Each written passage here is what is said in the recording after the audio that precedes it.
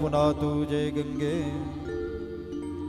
ओम शांतं शाश्वतमं प्रमेयमनघं निर्वाणशान्तिप्रदं ब्रह्मा शम्भुफणीन्द्रसेव्यमनिशं वेदान्तवेद्यं विभो रामाख्यं जगदीश्वरं सुरगुरुं मायामनुष्यं हरिं वन्देऽहं करुणाकरं रघुवरं भूपालचूडामणि।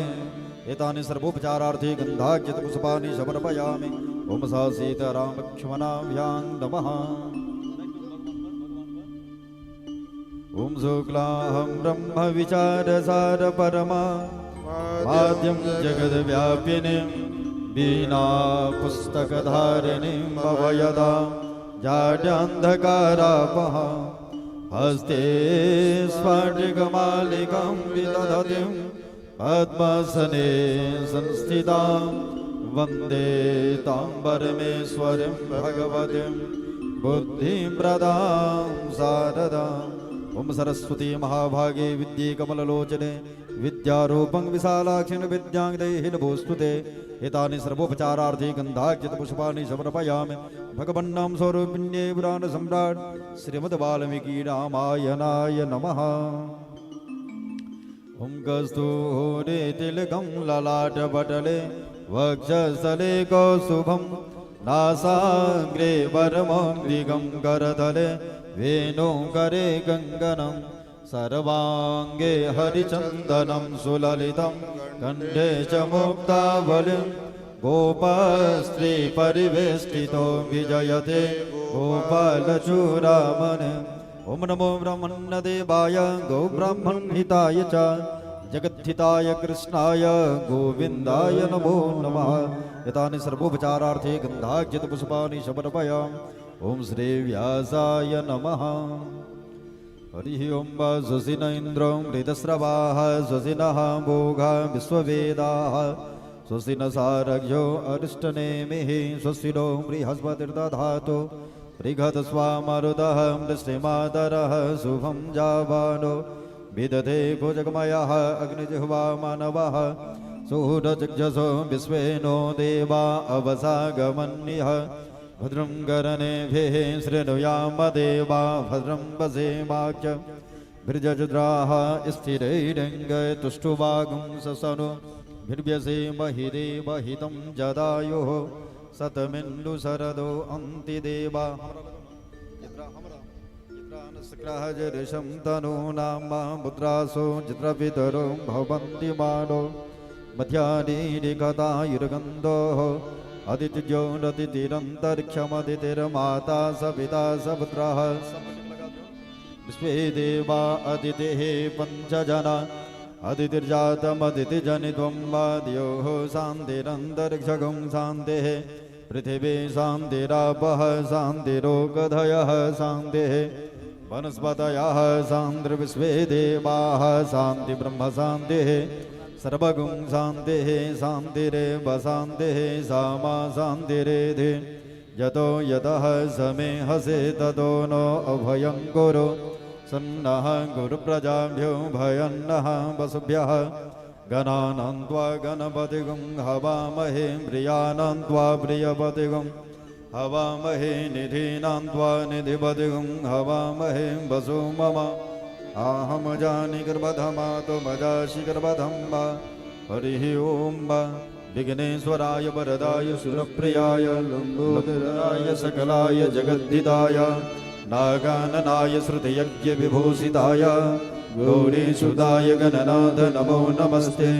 त्वं विघ्नशत्रुदलनेति च सुन्दरेति भक्तप्रियेति सुखदेति फलप्रदेति विद्याप्रदेति हरेति जयेस्तु वन्दे तेभ्यो गणेश वरदो भव नित्यमेव। ओम नमस्ते ब्रह्मरूपाय विष्णुरूपाय ते नमः। नमस्ते रुद्ररूपाय करेरूपाय ते नमः। विश्वरूपस्वरूपाय नमस्ते ब्रह्मचारिणे भक्तप्रियाय देवाय नमस्तुभ्यं विनायक लंबोदरं नमस्तुभ्यं सततममोदका प्रिय निर्विघ्नं कुरु मे देव सर्वकार्येषु सर्वदा। वक्रतुण्ड महाकाय सूर्यकोटि समप्रभ निर्विघ्नं कुरु मे देव सर्वकार्येषु सर्वदा सर्वविघ्नविनाशाय सर्वकल्याण पार्वती प्रियपुत्राय श्रीगणेशाय नमो नमः। ओम चंद्रादित्यो च धरणिं विद्युतं विश्वदेव च त्वमेव सर्वज्योतिकं मारार्तिक्यं प्रतिगृह्यताम् इदं मारार्तिक्यं सांगाय सपरिवाराय सर्वे वायुवस्थित पूजित देवी देवता सहित सा सीताराम लक्ष्मणाभ्यां नमः। भगवन्नाम स्वरूपिण्ये पुराण सम्राट श्रीमद् वाल्मीकि रामायणाय नमः। हरि ओम चंद्रमा मनसो जात चक्षुः शिरजो वजायत श्रोत्राय सुप्राणसमुखादग्निरजायत कर्पूरगौरं करुणावतारं संसारसारं भुजगेन्द्रहारं सदा वसन्तं हृदयारविन्दे भवं भवानी सहितं नमामि। आरति श्री रामायण जय कीरति कलित ललित सिंह आरति श्री रामायण जी कीरति कलित ललित से अपेखे गावत ब्रह्मा दिक मुनि नारद वाल्मीकि ज्ञान विशारद सुख सनकादि शेष अनुसारद वरण पवन सुत कीरति आरति श्री रामायण जी की कीरति करे ललित सिंह के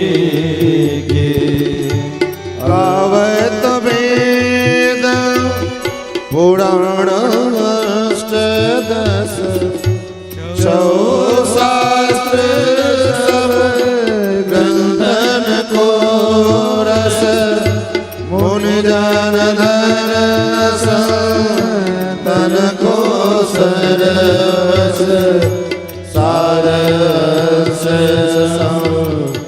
मत सब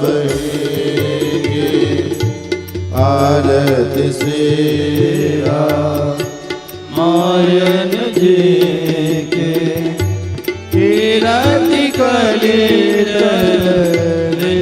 से अपेखे गावत संतत शंभु भवानी अरुभट संभव मुनि विज्ञानी व्यास आदि कवि बज बखानी काग मुसुनी गरुड़ के आरति श्री रामायण जी कीरति कलित ललित से अपेखे कांगन हरणि विसरस पीकी सुभग शिकार मुक्ति युवती की कलन रोग भव पूरी तात मात सब विधि तुलसी आरति श्री रामायण जी के कीरति कलित ललित से अपेखे आरति श्री रामायण जी के कीरति कलित ललित से अपेखे लक्ष्मी प्रचोदया नानासुगन्धपुष्पाणि यथा कालो भवानि च पुष्पाञ्जलिर्मया दत्त गृहाणां परमेश्वर मंत्रपुष्पांजलि समर्पयामि। श्री भगवान की जय हो। अयोध्यानाथ भगवान की जय हो। जय जय श्री सीताराम।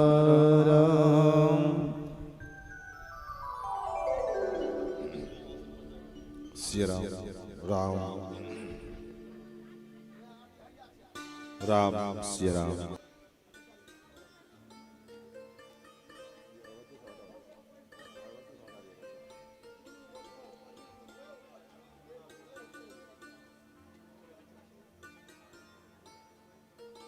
श्री राम राम राम।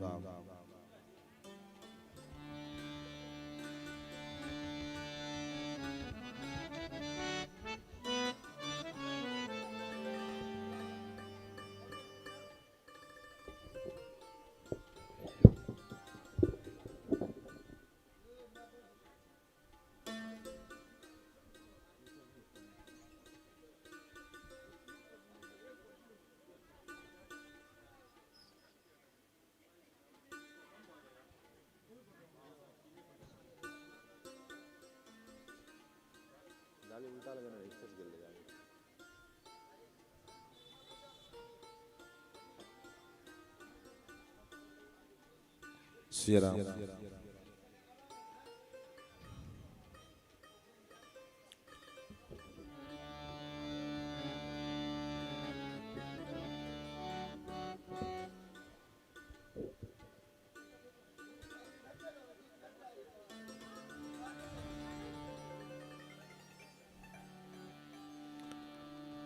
श्री सीतारामचंद्र भगवान की जय।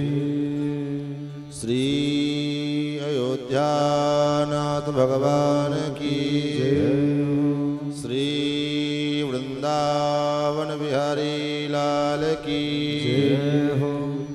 श्री राम कथा ज्ञान महायज्ञ की जय हो। श्री वाल्मीकि जी महाराज की जय। श्री वेदव्यास जी महाराज की जय। श्री गोस्वामी तुलसीदास जी महाराज की जय। श्री भाष्यकार रामानुस्वामी जी महाराज की जय। पूज्यपाद सद्गुरुदेव भगवान की जय। जय जय श्री सीताराम। हरि ओम। तच्छंजोड़ा वृणीमहे गातुं यज्ञाय गातुं यज्ञपतये नमः। दैवी स्वस्तिरस्तु न स्वस्तिर्मनुषेभ्यः। ऊर्ध्वं जिगातु भेषजं सन्नो अस्पृद्विपदे सं चतुष्पदे। विश्वानि देव सवितर्दुरितानि पराशुभ। यद्भद्रं तन्न आशुभ। ज्ञानानन्दमयं देवं निर्मलस्फटिकाकृतिम् आधारं सर्वविद्यानां हयग्रीवमुपास्महे। रामं रामानुजं सीतां भरतं भरतानुजं। सुग्रीवं वायुसूनुं च प्रणमामि पुनः पुनः। नमोऽस्तु रामाय सलक्ष्मणाय देवी च तस्यै जनकात्मजाय। नमोऽस्तु रुद्रेन्द्रयमानिलेभ्यो। नमोऽस्तु चन्द्रार्कमरुद्गणेभ्यः। वैदेही सहितं सुरद्रुमतले हैमे महामण्डपे मध्ये पुष्पकमासने मणिमयी वीरासने सुस्थितम् अग्रे वाचयति प्रभञ्जनसुते तत्त्वं मुनिभ्यः परम् व्याख्यान्तं परिवृतं रामं भजे श्यामलं व्याख्यान्तं भरतादिभिः परिवृतैः रामं भजे श्यामलं रामं रामानुजं सीतां भरतं भरतानुजं सुग्रीवं वायुसूनुं च प्रणमामि पुनः पुनः कूजन्तं राम रामेति मधुरं मधुराक्षरम् आरुह्य कविता शाखां वन्दे वाल्मीकिकोकिलम् लक्ष्मीनाथ समारंभां नाथयामुनमध्यमाम् अस्मदाचार्यपर्यन्तां वन्दे गुरुपरम्पराम् यो नित्यमच्युतपदाम्बुजयुग्मरुक्म व्यामोहतस्तदितराणि तृणाय मेने अस्मद्गुरोर्भगवतोऽस्य दैकसिन्धो रामानुजस्य चरणौ शरणं प्रपद्ये श्रीमत्काश्यपगोत्रलब्धजनुषं विद्याविभूषोन्नतं सच्छास्त्रार्णवपारगामि विदुषां मान्यं मनोज्ञश्रियं स्वाचार्ये च जगद्गुरौ बुधवरे श्रीवासुदेवीरतं वन्दे वन्दे जगद्गुरुं मुनिवरं श्रीराघवार्यं गुरुम् अस्मद्गुरुभ्यो नमः अस्मत्परमगुरुभ्यो नमः अस्मत्सर्वगुरुभ्यो नमः श्रीमते रामानुजाय नमः श्रीराधाकान्तस्मरणं श्रीसीताकान्तस्मरणं सन्तपूर्वाचार्या सहायाः सन्तपूर्वाचार्या सहायाः श्री सीतारामचंद्र भगवान की जय श्री अयोध्यानाथ भगवान की जय श्री वृंदावन बिहारी लाल की जय जय जय श्री सीताराम। भगवान की पावन कथा सुधा का हम सभी लोग आस्वादन समन लाभ प्राप्त करें। उससे पूर्व आइए मिलजुल कर मस्ती के साथ भगवान की कथा के अंदर प्रवेश करने के लिए हमारे चित्त को भगवान के चरणों में समाहित करने के उद्देश्य से यत्किंचित भगवान नाम संकीर्तन तत्पश्चात अपनी गति मति के अनुसार भगवान के पावन मंगलमय गौरव गाथा का आस्वादन श्रवण लाभ हम सभी लोग प्राप्त करेंगे। रघुपति राघव राजा राम पतित पावन सीताराम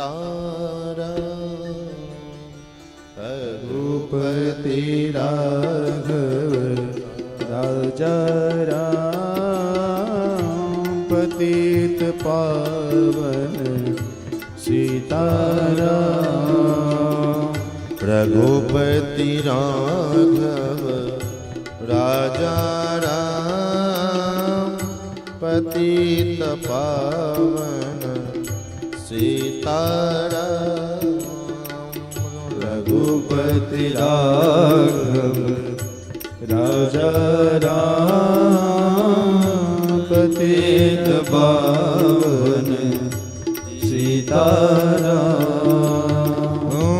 सीताराम सीताराम प्यारे तू सीताराम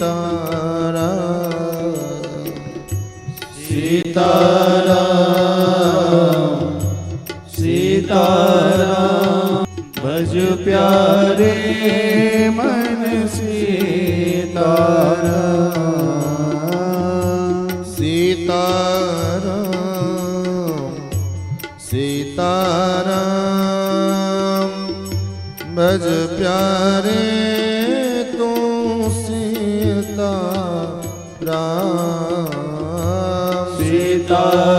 सीताराम सीताराम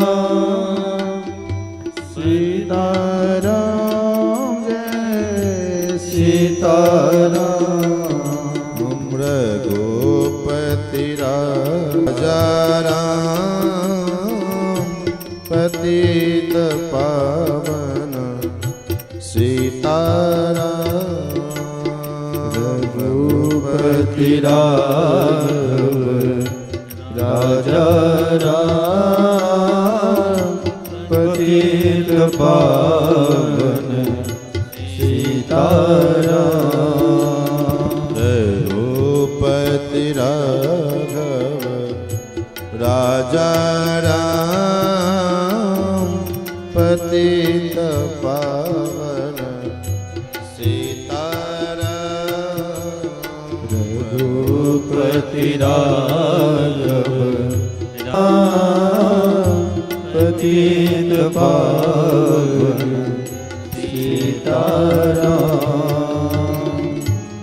सीताराम सीताराम सीताराम जय सीताराम सीताराम सीताराम सीताराम जय सीताराम सीताराम सीताराम सीताराम जय सीताराम सीताराम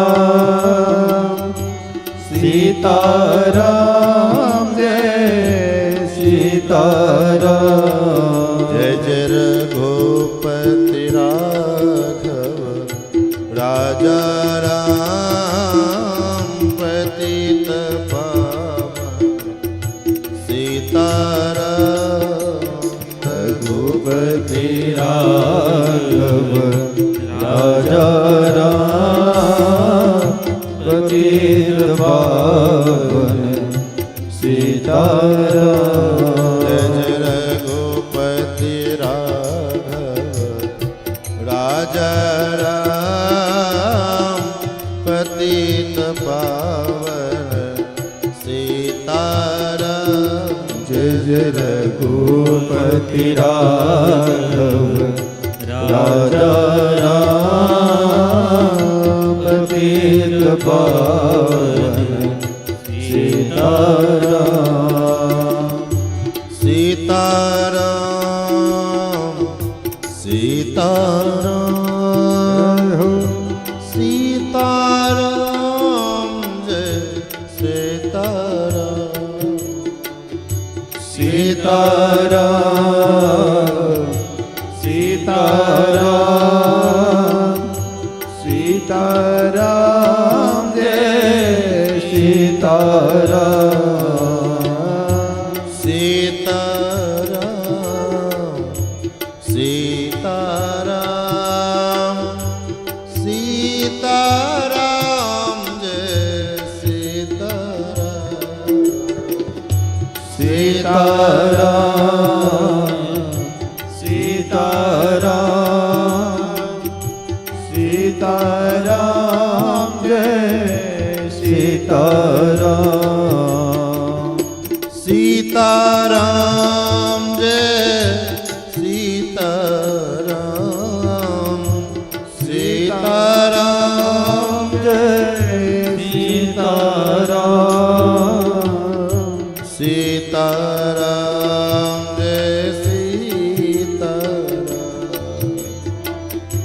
सीताराम जय सीताराम जय रघुपति राघव राजा राम पतित पावन सीताराम रघुपति राघव राजा राम पतित पावन सीताराम रघुपति राघव राजा राम पतित पावन सीताराम जय जय रघुपति राघव राजा राम पतित पावन सीताराम श्री सीतारामचंद्र भगवान की जय हो श्री वृंदावन बिहारी लाल की जय हो श्री अयोध्यानाथ भगवान की जय हो जय जय श्री सीताराम अनंत कोट ब्रह्मांडाधिनायक भक्तवांछा कल्पतरु भक्तवत्सल शरणागत वत्सल सौशील्य वात्सल्य मार्दव आर्जव आदि गुणों के संत भगवान श्री सीतारामचंद्र जी जिनकी महती कृपा करुणा की फलस्वरूप हम और आप इस परम पवित्र मास ज्येष्ठ मास में भगवान के पावन गौरव गाथा का रसास्वादन समास्वादन श्रवण लाभ प्राप्त कर रहे हैं। भगवत कथा श्री राम कथा के सुरसिक श्रोता अनंत बलवंत श्री हनुमंत लाल जी महाराज जिनकी भावमयी उपस्थिति सदा सर्वदा सर्वत्र भगवान की कथा में विद्यमान रहती। यत्र यत्र रघुनाथ कीर्तनम तत्र तत्र कृतमस्तकांजलि। भगवत कथा रस रसिक धर्मानुरागी सज्जन वृंद भगवत प्रेम पदपतिक श्रद्धा वही माताजन सुस्नेहिल बंधुजन जब भगवान की अतिशय कृपा करुणा हमारे ऊपर परिवर्षित होती है, ठाकुर का कृपा द्रवीभूत होकर के हमारे जीवन में उपस्थित होता है, तब जाकर के भगवान की कथा कहने सुनने का दिव्य सुअवसर प्राप्त होता है। अन्यथा अपने जो है अपने पुरुषार्थ के द्वारा अपने सामर्थ्य के द्वारा कोई भगवान की कथा का रसपान करना चाहे तो ये संभव नहीं है। अगर सामर्थ्य से भगवान की कथा प्राप्त होती तो देवराज इंद्र से ज्यादा सामर्थ्यवान कोई नहीं हो सकता। स्वर्ग का राजा है, देवेंद्र है, लेकिन उसके बाद भी स्वर्ग के राजा देवराज इंद्र को भगवान की कथा प्राप्त नहीं हो पाई। जब राजा परीक्षित को श्री सुखदेव जी महाराज कथा श्रवण कराने के लिए चले, उस समय महाराज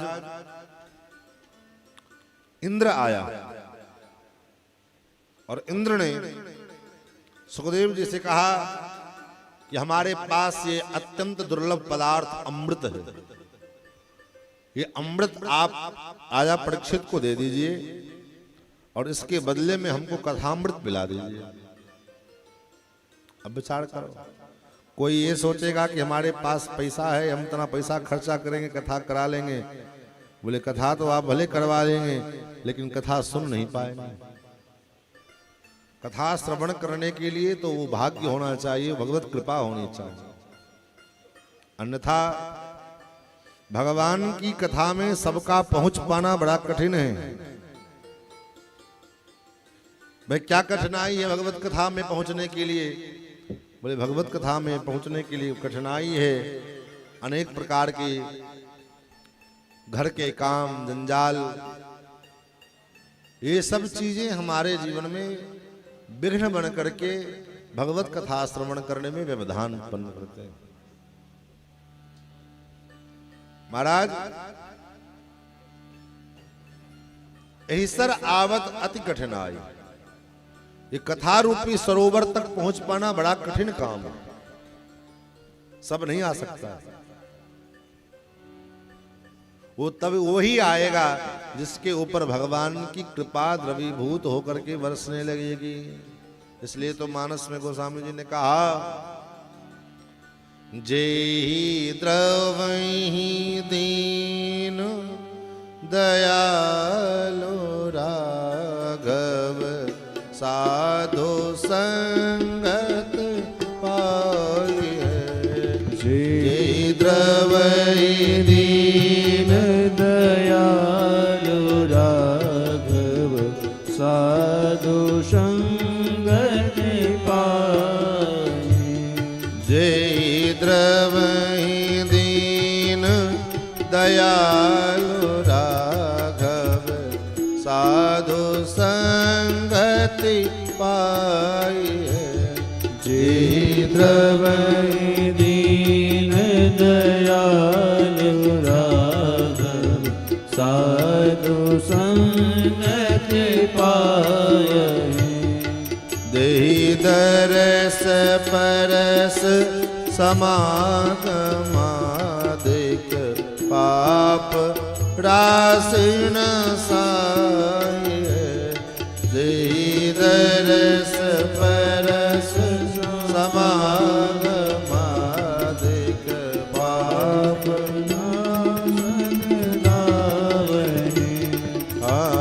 पाप राशि नसाए।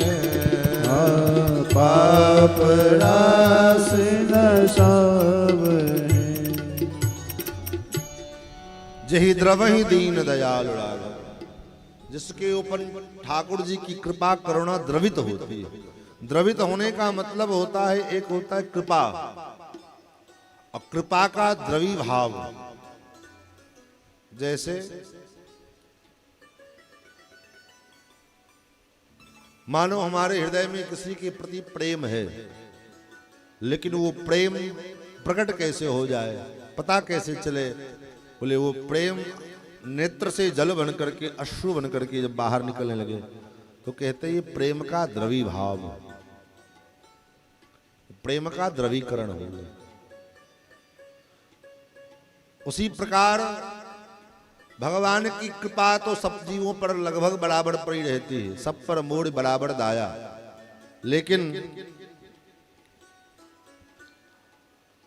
जब कृपा जिस जीव के ऊपर वो कृपा द्रवित होकर के जल बन करके परिवर्षित होने लगती है, उसका लाभ, उसका फल क्या है, उसका स्वरूप क्या है? बोले उसी का स्वरूप है कि भगवान के जीवन में हम कथा सुनने का अभ्यास बनाते हैं, हमारे जीवन में कथा उपस्थित होती है। हम कथा क्यों सुने, किस लिए कथा सुने? बोले इसलिए कथा सुने क्योंकि कथा सुन करके हमारे जीवन की व्यथा मिट जाएगी। कथा सुनेंगे तभी हमारे जीवन की व्यथा मिटेगी, अन्यथा हमारे जीवन की व्यथा मिटने वाली नहीं। आज तक जितनों की व्यथा मिटी है भगवान की कथा सुन करके, और तो और भगवान की आह्लादनीय शक्ति, भगवान की अनन्य प्रिया भगवती श्री जानकी जी की व्यथा समाप्त हुई। कैसे? बोले कथा सुन करके। लंका के अशोक वाटिका में रावण के त्रास के कारण जानकी जी दुखी हैं, और उस दुखी अवस्था में श्री हनुमंत लाल जी ने राम जी के गुणानुवादों को गाया। रामचंद्र गुणवर नहीं लागा, रामचंद्र गुणवर नहीं लागा, रामचंद्र गुणवर नहीं लागा, रामचंद्र गुण बर नहीं लागा। सुनत सीता कर दुख भागा। सुनत सीता कर दुख भागा। सुनत सीता कर दुख भागा। सुनत सीता कर दुख भागा। रामचंद्र गुण बर नहीं लागा। रामचंद्र गुण बर नहीं लागा। रामचंद्र गुण बर नहीं लागा। रामचंद्र गुण बर नहीं लागा। रामचंद्र गुण बर नहीं लागा। सुनते ही सीता कर दुख भागा। सुनते ही श्री जानकी जी का दुख नष्ट हो गया। तो जीवन का व्यथा मेरा जो है समाप्त करना है, उसके लिए भगवान की कथा सुननी पड़ेगी। क्यों कथा सुने हम? हमारी अभ्यास बिगड़ गई महाराज। तो क्या अभ्यास बना है? बोले हमारा अभ्यास बन गया है जहां बैठो जन्म जन्मांतर का ये अभ्यास है। लोगों के बीच बैठो तो लोगों के जन्म कर्म की बातें करो।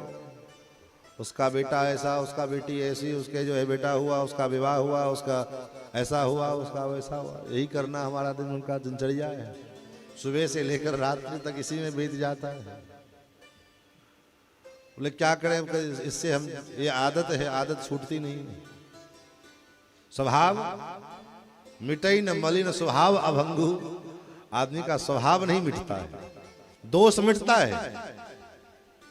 दोष का अगर सत्संग का प्रभाव पड़ जाए तो जीवन से दोष मिट जाएगा, लेकिन स्वभाव नहीं मिटता है।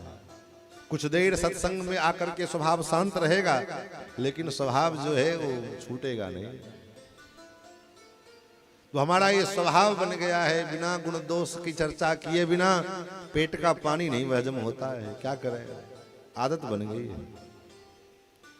भगवान कहते कोई बात नहीं, करो गुण दोषों की चर्चा करो, कोई दिक्कत नहीं है, लेकिन बस थोड़ा सा इधर से उधर करना है। बोले क्या करना है? बोले उस गुण दोष की जो चर्चा करने का तुम्हारा स्वभाव है, इसको थोड़ा ट्रांसफर कर दो। किधर ट्रांसफर करें? तो दुनिया के लोगों के गुण दोष की चर्चा का वर्णन करने का अभ्यास जो बना है, स्वभाव बना है, उसको वहां से हटा करके भगवान के चरणों में लगा दो। भगवान के जन्म कर्म की बातें करो। इसलिए तो भगवान अवतार लेते हैं। भगवान देखते हैं जीव अपना कल्याण कैसे करेगा। इनको तो जन्म कर्म की चर्चा करने का स्वभाव बना हुआ है, तो क्या किया जाए, वो स्वभाव छूटने वाला नहीं है। तो भगवान हम सब जीवों पर कृपा करके अवतार लेकर के मनुष्य की भांति जन्म लेते हैं, एक मानव की भांति लीला करते हैं, सब काम करते हैं। एक मनुष्य को क्या करना चाहिए, कैसे रहना चाहिए, क्या खाना चाहिए, क्या पीना चाहिए, कैसे उठना चाहिए, कैसे बैठना चाहिए, ये सारी चीजें भगवान एक मानव के रूप में आकर के करते हैं। यही तो भगवान ने रामावतार में किया। क्यों किया? बोले हमारा स्वभाव बना हुआ है लोगों के जन्म कर्म की चर्चा करने का। तो भगवान कहते करो चर्चा जितना करना है, लेकिन संसार के लोगों का नहीं, हमारा जन्म कर्म की चर्चा करो। गीता में भगवान ने अर्जुन से कहा, जन्म कर्म च मे दिव्यम एवं यो वेत्ति तत्त्वतः। संसार के लोगों का, संसार के प्राणियों का जन्म कर्म अदिव्य है, उसमें कोई दिव्यता नहीं है। लेकिन भगवान कहते मेरा जो जन्म कर्म है जन्म कर्म च मे दिव्यम, ये दिव्य है। तो क्या करें? बोले एवं यो वेत्ति तत्वतः, तत्वतः जो है मेरे जन्म कर्म की के विषय में जो जान जाता है, जान लेता है, उसको त्यक्त्वा देहं पुनर्जन्मो नैति मामेति सोऽर्जुन। हे अर्जुन, मेरे जन्म कर्म के विषय में जो जान जाता है उसको इस संसार में लौट करके फिर आना नहीं पड़ता है। इसलिए मेरे जन्म कर्म के विषय में जानो, भगवान के विषय में जाने, भगवान की गुणानुवादों को सुने, भगवान ने क्या के जन्म कर्म की बातें करें। भगवान का अवतार हुआ, भगवान ने ये लीला की, भगवान ने ऐसा किया, भगवान ने वैसा किया, ये करेंगे तो क्या होगा? बोले इस जन्म कर्म के बंधन से हम मुक्त हो जाएंगे। और लोगों के जन्म कर्म की चर्चा अगर करते रहेंगे तो और दिन व दिन जन्म कर्म के चक्कर में पड़ते जाएंगे। तो महाराज, हम लोग निश्चित रूप से सौभाग्यशाली हैं, बड़भागी हैं कि भगवान के दिव्य पावन मंगलमय चरित्रों का आस्वादन समास्वादन करने का यह दिव्य संयोग उपस्थित हुआ। कल की कथा में हम सभी लोगों ने श्रवण किया, देवर्षि नारद जी पधारे और नारद जी से श्री महर्षि वाल्मीकि जी ने प्रश्न किया। भगवान के 16 गुणों के विषय में यहाँ पर मैं प्रश्न किया। कोन्नस्मिन् साम्प्रतं लोके गुणवान कश्च वीर्यवान धर्मज्ञश्च कृतज्ञश्च सत्यवाक्यो दृढव्रतः आत्मान वाको जितः क्रोधो द्युतिमान को न सूयतः कश्च बिभ्यति देवाश्च जात रोषस्य संयुगे। वो कौन है जिसके रोष करने पर में देवता भी थर थर कांपने लग जाते हैं? भ्रिकुटि विलास जास लय होई, जिसके भ्रिकुटि के टेढ़े हो जाने से सृष्टि में खलबली बच जाती, सृष्टि का प्रलय हो जाता है। ऐसे जो परमात्मा, ऐसे जो भगवान, कस्य बिभ्यति देवाश्च जात रोषस्य संयुगे। एतदिच्छाम्यहं श्रोतुं परम कौतूहलं हि मे। हे मुनिवर, हे मुनिश्रेष्ठ, हे देवर्षि, ऐसा मेरे मन में जानने की इच्छा उत्पन्न हो रही है, मेरे मन में कौतूहल उत्पन्न हो रहा है। आप कृपा पूर्वक बताने की कष्ट करें। महाराज, महर्षि तुम समर्थोसी ज्ञातुमेवं विधम नरम। हे महर्षि, आप समर्थ हैं, आप मुझे इस प्रकार मेरे शंका का, मेरी समस्या का, मेरी जिज्ञासा का शमन कर सकते हैं।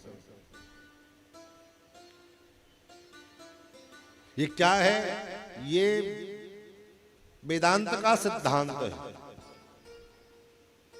वेदांत में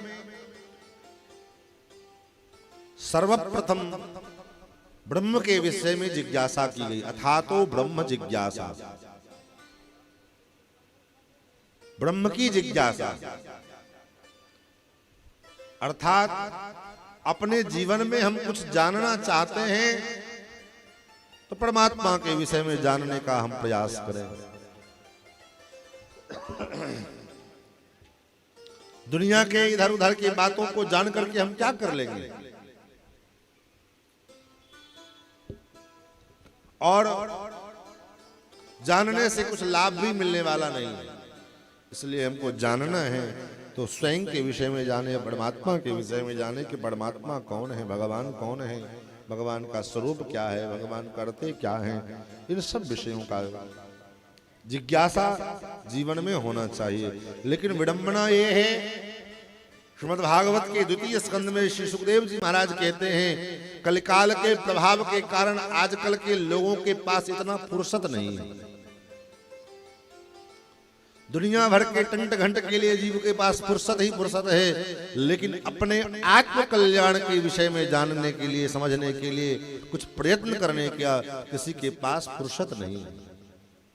जिसको देखो वह भाग रहा है, दौड़ रहा है। आधुनिकता के चकाचौंध में हम इतने डूब गए हैं कि दुनिया में इधर उधर दाएं बाएं कुछ दिखता नहीं, केवल बस रेस में लगे हुए हैं। रेस में लगना है तो अपने परमार्थ के रेस में लगो, भगवत भक्ति के रेस में लगो, सत्संग के रेस में हम लगे, कथा के रेस में हम चलें कि हम कथा सुने। भगवान की भक्ति कैसे मिलेगी, इसके लिए प्रयास में लगे, इसके लिए साधना करें। बाकी दुनिया तो संसार है, संसार चलता रहता है, अपने आप चलता रहेगा। इसके लिए कोई प्रयत्न करने की आवश्यकता नहीं है, क्योंकि ये करने कराने वाले सब परमात्मा हैं। सब कुछ करने वाला कौन है? परमात्मा है। मनुष्य का अहंकार, हमारा अहंकार, हम सोचते ये हम कर रहे हैं, और हम क्या करेंगे? हमारा हाथ अपने हाथ में नहीं है, हमारा अपने शरीर हमारे बस में नहीं है, और दुनिया को हम बस में करना चाहते हैं। हमारा शरीर हमारे बस में नहीं है। अगर हमारा शरीर हमारे बस में होता तो कोई व्यक्ति कान से बहरा नहीं होता, कोई व्यक्ति आंख से अंधा नहीं होता, किसी के केस सफेद नहीं होते, बाल सफेद नहीं होते, किसी के शरीर में अवस्था आने के बाद झुर्रियां नहीं पड़ती, चमड़े सिकुड़ नहीं जाते। ये सब होते हैं किस लिए? क्योंकि हमारे वश में नहीं है। ये सब किसके वश में है? रामस्य सर्वम वसे। ये सब कुछ भगवान के वश में है। जब सब भगवान के वश में है तो भगवान को जो करना है सो करें। हमको तो भगवान का भजन करना है। महाराज नारद जी ने फिर महर्षि वाल्मीकि जी को भगवान के गुणानुवादों को सुनाया। बहवो दुर्लभाश्चैव ये त्वया कीर्तिता गुणा मुने वक्ष्याम्यहं बुद्ध्वा तैर्युक्तः श्रूयतां नरः। हे मुनिवर, आपने जितना गुण को, जितने गुणों का वर्णन किया है, वो सारे गुण एक व्यक्ति में हो पाना ये तो बड़ा कठिन है। ये गुण तो परमात्मा के हैं।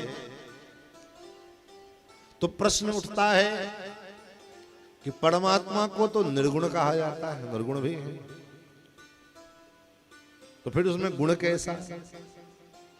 बोले निर्गुण का मतलब अद्वैतियों के लिए है जो निर्गुण निराकार, लेकिन भक्ति मार्ग में भी, भक्ति मार्ग के उपासकों के लिए, भक्ति मार्ग के पथिकों के लिए निर्गुण का अर्थ अलग है। जो वैष्णव हैं, जो भक्ति मार्ग के, भक्ति पथ के पथिक हैं, उनके लिए निर्गुण शब्द का अर्थ अलग है। क्या है निर्गुण का मतलब? नैर्घण्य गुणों से जो रहित है वो निर्गुण।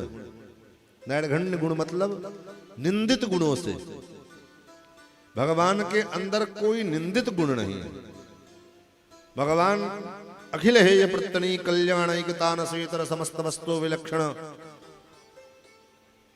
अनंत गुण गणगोह महार्णव सोचित विविध विचित्रानंत आश्चर्य भोग्य भोगोपकरण भोग स्थान रूप नाना विधानतापचारण आरब्ध कार्यान अनारब्ध कार्यान कृतान क्रियमाणान करिष्यमाणाश्च सर्वान् शेषतः। भगवान के अंदर जितने भी गुण हैं, सौशल्य, वात्सल्य, मार्दव, आर्जव, ये सारे गुण भक्तों के, शरणागत जीवों के रक्षा के लिए, कल्याण करने के लिए। तो भगवान समस्त निर्घण्य गुणों से रहित हैं, इसलिए भगवान निर्गुण। और तो महाराज जितना गुणों का वर्णन आपने किया है, ये सारे गुण तो केवल और केवल एक व्यक्ति में है। कौन है? इक्ष्वाकु वंश प्रभवो रामो नाम जनैश्रुतः नियतात्मा महावीर्यो दितिमान धृतिमान बसी। इक्ष्वाकु के वंश में उत्पन्न होने वाले, प्रकट होने वाले और ऐसे पुरुष जिनका नाम राम है, जिनको संसार के लोग राम नाम से जानते हैं, अत्यंत बुद्धिमान हैं, नीतिमान हैं और श्रीमान हैं। श्रीमान का मतलब जो श्रीमांत हैं, श्री से युक्त हैं, वो श्रीमान। अब कहने के लिए शिष्टाचार में कोई किसी को श्रीमान कहे बात अलग है, लेकिन श्रीमान का मतलब जो स्त्री से युक्त हो। कैसे स्त्री?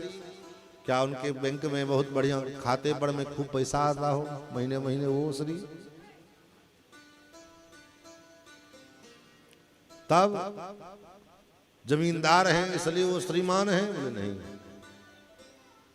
करोड़पति हैं इसलिए वो श्रीमान हैं? बोले नहीं। श्रीमान का मतलब क्या है? बोले श्री मतलब भगवान परमात्मा, अथवा श्री मने भगवती महालक्ष्मी, श्री भगवती, श्री जानकी, श्री भक्ति।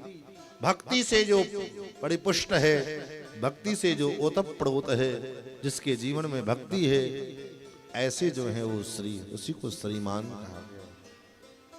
श्रीमान द्युतिमान धृतिमान वशी, बुद्धिमान नीतिमान वाग्मी, श्रीमान शत्रुनिबर्हण। और भगवान के समस्त गुणों का वर्णन करके सुनाया। संक्षिप्त में पूरा रामचरित्र श्री नारद जी ने महर्षि वाल्मीकि को सुनाया 100 श्लोकों में। कल मैंने निवेदन किया था, इसको मूल रामायण कहा जाता है।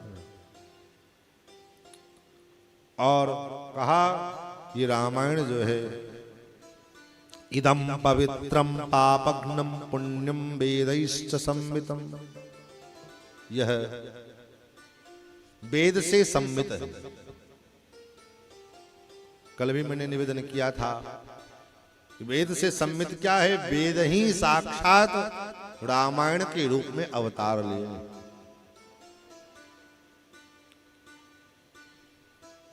वेद प्राचेत असात आसीत साक्षात रामायण आत्मना। साक्षात वेद भगवान रामायण के रूप में, पंचमो वेद, 5वां वेद के रूप में रामायण जी का प्राकट्य हुआ। और ये अत्यंत पवित्र है, समस्त पापों को समाप्त करने वाला है।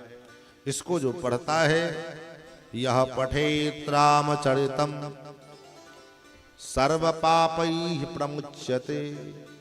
इस रामचरित्र को, राम कथा को जो पढ़ता है, सुनता है, सभी प्रकार के पापों से मुक्त होता है। महाराज, एतदाख्यानम् आयुष्यम पठम रामायणम नरः।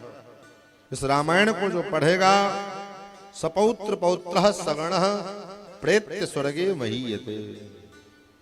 वह पूरे बंधु बांधवों के सहित, पुत्र पौत्र सगण, जितने बंधु बांधव हैं सबके सहित वह स्वर्ग का अधिकारी होता है।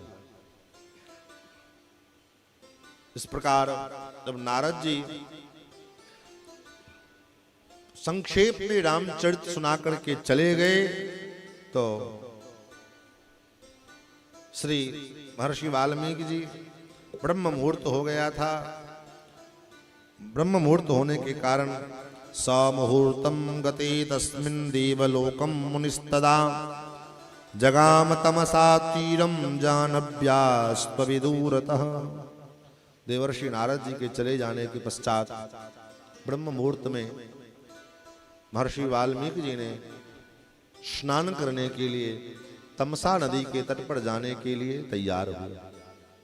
जो तमसा अयोध्या की सीमा रेखा है, आज भी अयोध्या की जो दक्षिण की सीमा वो तमसा नदी। और अपने शिष्य भरद्वाज मुनि के संग स्नान करने के लिए चले, तमसा नदी के तट पर पधारे। और जहां कीचड़ से रहित, जहां कीचड़ नहीं था, स्वच्छ निर्मल जल दिखाई दिया, वहां पर पहुंचे। और वहां पहुंच करके भरद्वाज जी से कहा, अकर्दम इदम तीर्थम भरद्वाज निशामयम रमणीयम प्रसन्नाम्बुम सन्मनुष्य मनो यथा। हे वत्स, यह जो स्थान है ये बड़ा सुंदर रमणीय है। यहाँ का जल बिल्कुल स्वच्छ है, निर्मल है। कैसा है? कि सन मनुष्य मनो यथा, जो सन मनुष्य सद मनुष्य होते हैं उनका मन जैसे निर्मल होता है उसी प्रकार से यहाँ का जल निर्मल है। सद मनुष्य मनो यथा, यहाँ कोई कीचड़ नहीं है। आओ और निश्चिताम कलशस्तात, हे तात यहाँ कलश धरो, कलश रखो, क्योंकि स्नान करने के लिए जो कलश लेकर के गए थे जल भरने के लिए, निश्चिताम कलशस्तात दीयताम बलकलम मम, मेरा वस्त्र दो, और स्नान करने के लिए उतरे। उसी समय क्या हुआ, तस्मात् मिथुनादेकं पुमांसं पापनिश्चय जघान वैरनिलयो निषादस्तस्य पश्यतः। एक क्रौंच पक्षी का जोड़ा, नर और मादा दोनों एक वृक्ष के ऊपर में आपस में प्रेमालाप कर रहे थे। उस दृश्य को महर्षि वाल्मीकि जी ने देखा, बड़े आनंदित हुए इस पक्षी के जोड़े को देख करके।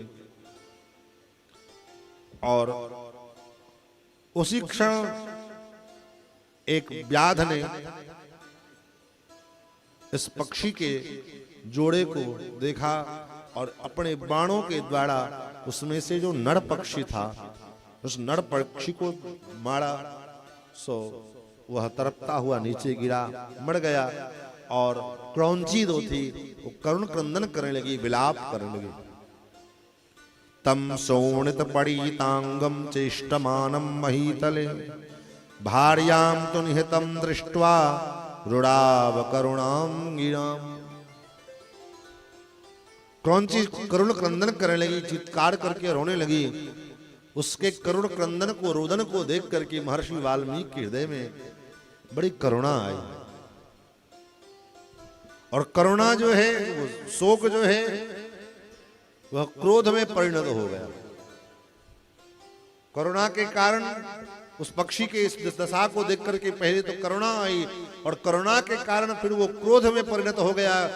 उस पक्षी को जिसने ऐसी दशा की, उस दशा को करने वाले के ऊपर में। और देखा तब तक वो निषाद बाण धनुष लेकर के उस पक्षी को लेने के लिए आया, और उसी समय महात्मा महर्षि वाल्मीकि के मुखार बिंद से क्रोध में आकर के शोक के कारण विश्व की प्रथम कविता, विश्व का प्रथम काव्य उत्पन्न हुआ। उससे पहले संस्कृत छंद में, अनुष्टुप छंद में कोई संस्कृत का काव्य नहीं था। विश्व का प्रथम काव्य उत्पन्न हुआ, और वो भी किस रूप में, बोले सात के रूप में। मां निषाद प्रतिष्ठां त्वं अगमः शाश्वती समा यत् क्रौंच मिथुनादेकम् अवधि काममोहितम्। मां निषाद, इस शोक के कारण श्लोक उत्पन्न हुआ। श्लोक उससे पहले नहीं था। और शोक में भी क्या आश्चर्य है कि महाराज शोक में भी छंद भंग नहीं है। 32 अक्षर का श्लोक होता है, 8 अक्षर के एक चरण होते हैं, 4 चरण का यह श्लोक उत्पन्न हुआ। और वो भी किस कारण से, बोले शोक के कारण। शोक श्लोकत्वमागतः, शोक ही श्लोक बन गया। श्राप दे दिया, मां निषाद प्रतिष्ठा। अरे निषाद, इस संसार में तू कभी प्रतिष्ठा को प्राप्त नहीं करेगा। क्यों? क्योंकि तुमने इस हंसते खेलते इस पक्षी के जोड़े को तुमने अलग कर दिया। यत् क्रौंच मिथुनादेकम् अवधि काममोहितम्। काम से पीड़ित इस पक्षी के जोड़े में से एक को तुमने मार करके उसको जोड़े को भंग कर दिया। इसलिए तुम्हें कभी जीवन में तुम सुख नहीं प्राप्त करोगे, प्रतिष्ठा को प्राप्त नहीं करोगे। और यह कह करके स्नान करके महर्षि वाल्मीकि चल पड़े। अब एक चर्चा बाद में महापुरुषों ने, टीकाकारों ने विचार किया कि विश्व का प्रथम काव्य उत्पन्न हुआ और वो सांप के रूप में। ये ठीक नहीं है। तो इसका अर्थ महापुरुषों ने, टीकाकारों ने साप के रूप में नहीं अपितु मंगलाचरण के अर्थ में लिया कि रामायण का ये मंगलाचरण है। और इसका अर्थ किया मां निषाद प्रतिष्ठाम तम अगम शाश्वती समः यत क्रौंच मिथुनादेकम अवधि काम मोहितम। इसका अर्थ भगवान की वंदना के रूप में किया, भगवान के मंगलाचरण के रूप में किया। कैसे? मां का अर्थ बोले अमरकोश ग्रंथ में, अमरकोश में एक शब्द के अनेक अर्थ होते हैं, अनेक उसके नाम होते हैं। तो उसमें लक्ष्मी जी का एक नाम मां है, इसलिए भगवान का आगे एक नाम माधव है। माधव क्यों है? मां माने लक्ष्मी और धव माने पति। मां के धव हैं, लक्ष्मी के पति हैं, इसलिए इनका नाम माधव। धव माने पति हो। तो मां माने लक्ष्मी। मां निषाद प्रतिष्ठाम तम। मां के हृदय में, लक्ष्मी जी के हृदय में निवास करने वाले, हे स्त्री निवास, हे लक्ष्मी निवास, हे रमा निवास, मां निषाद प्रतिष्ठाम। मां के हृदय में आप निरंतर निवास करने वाले हो, क्योंकि भगवान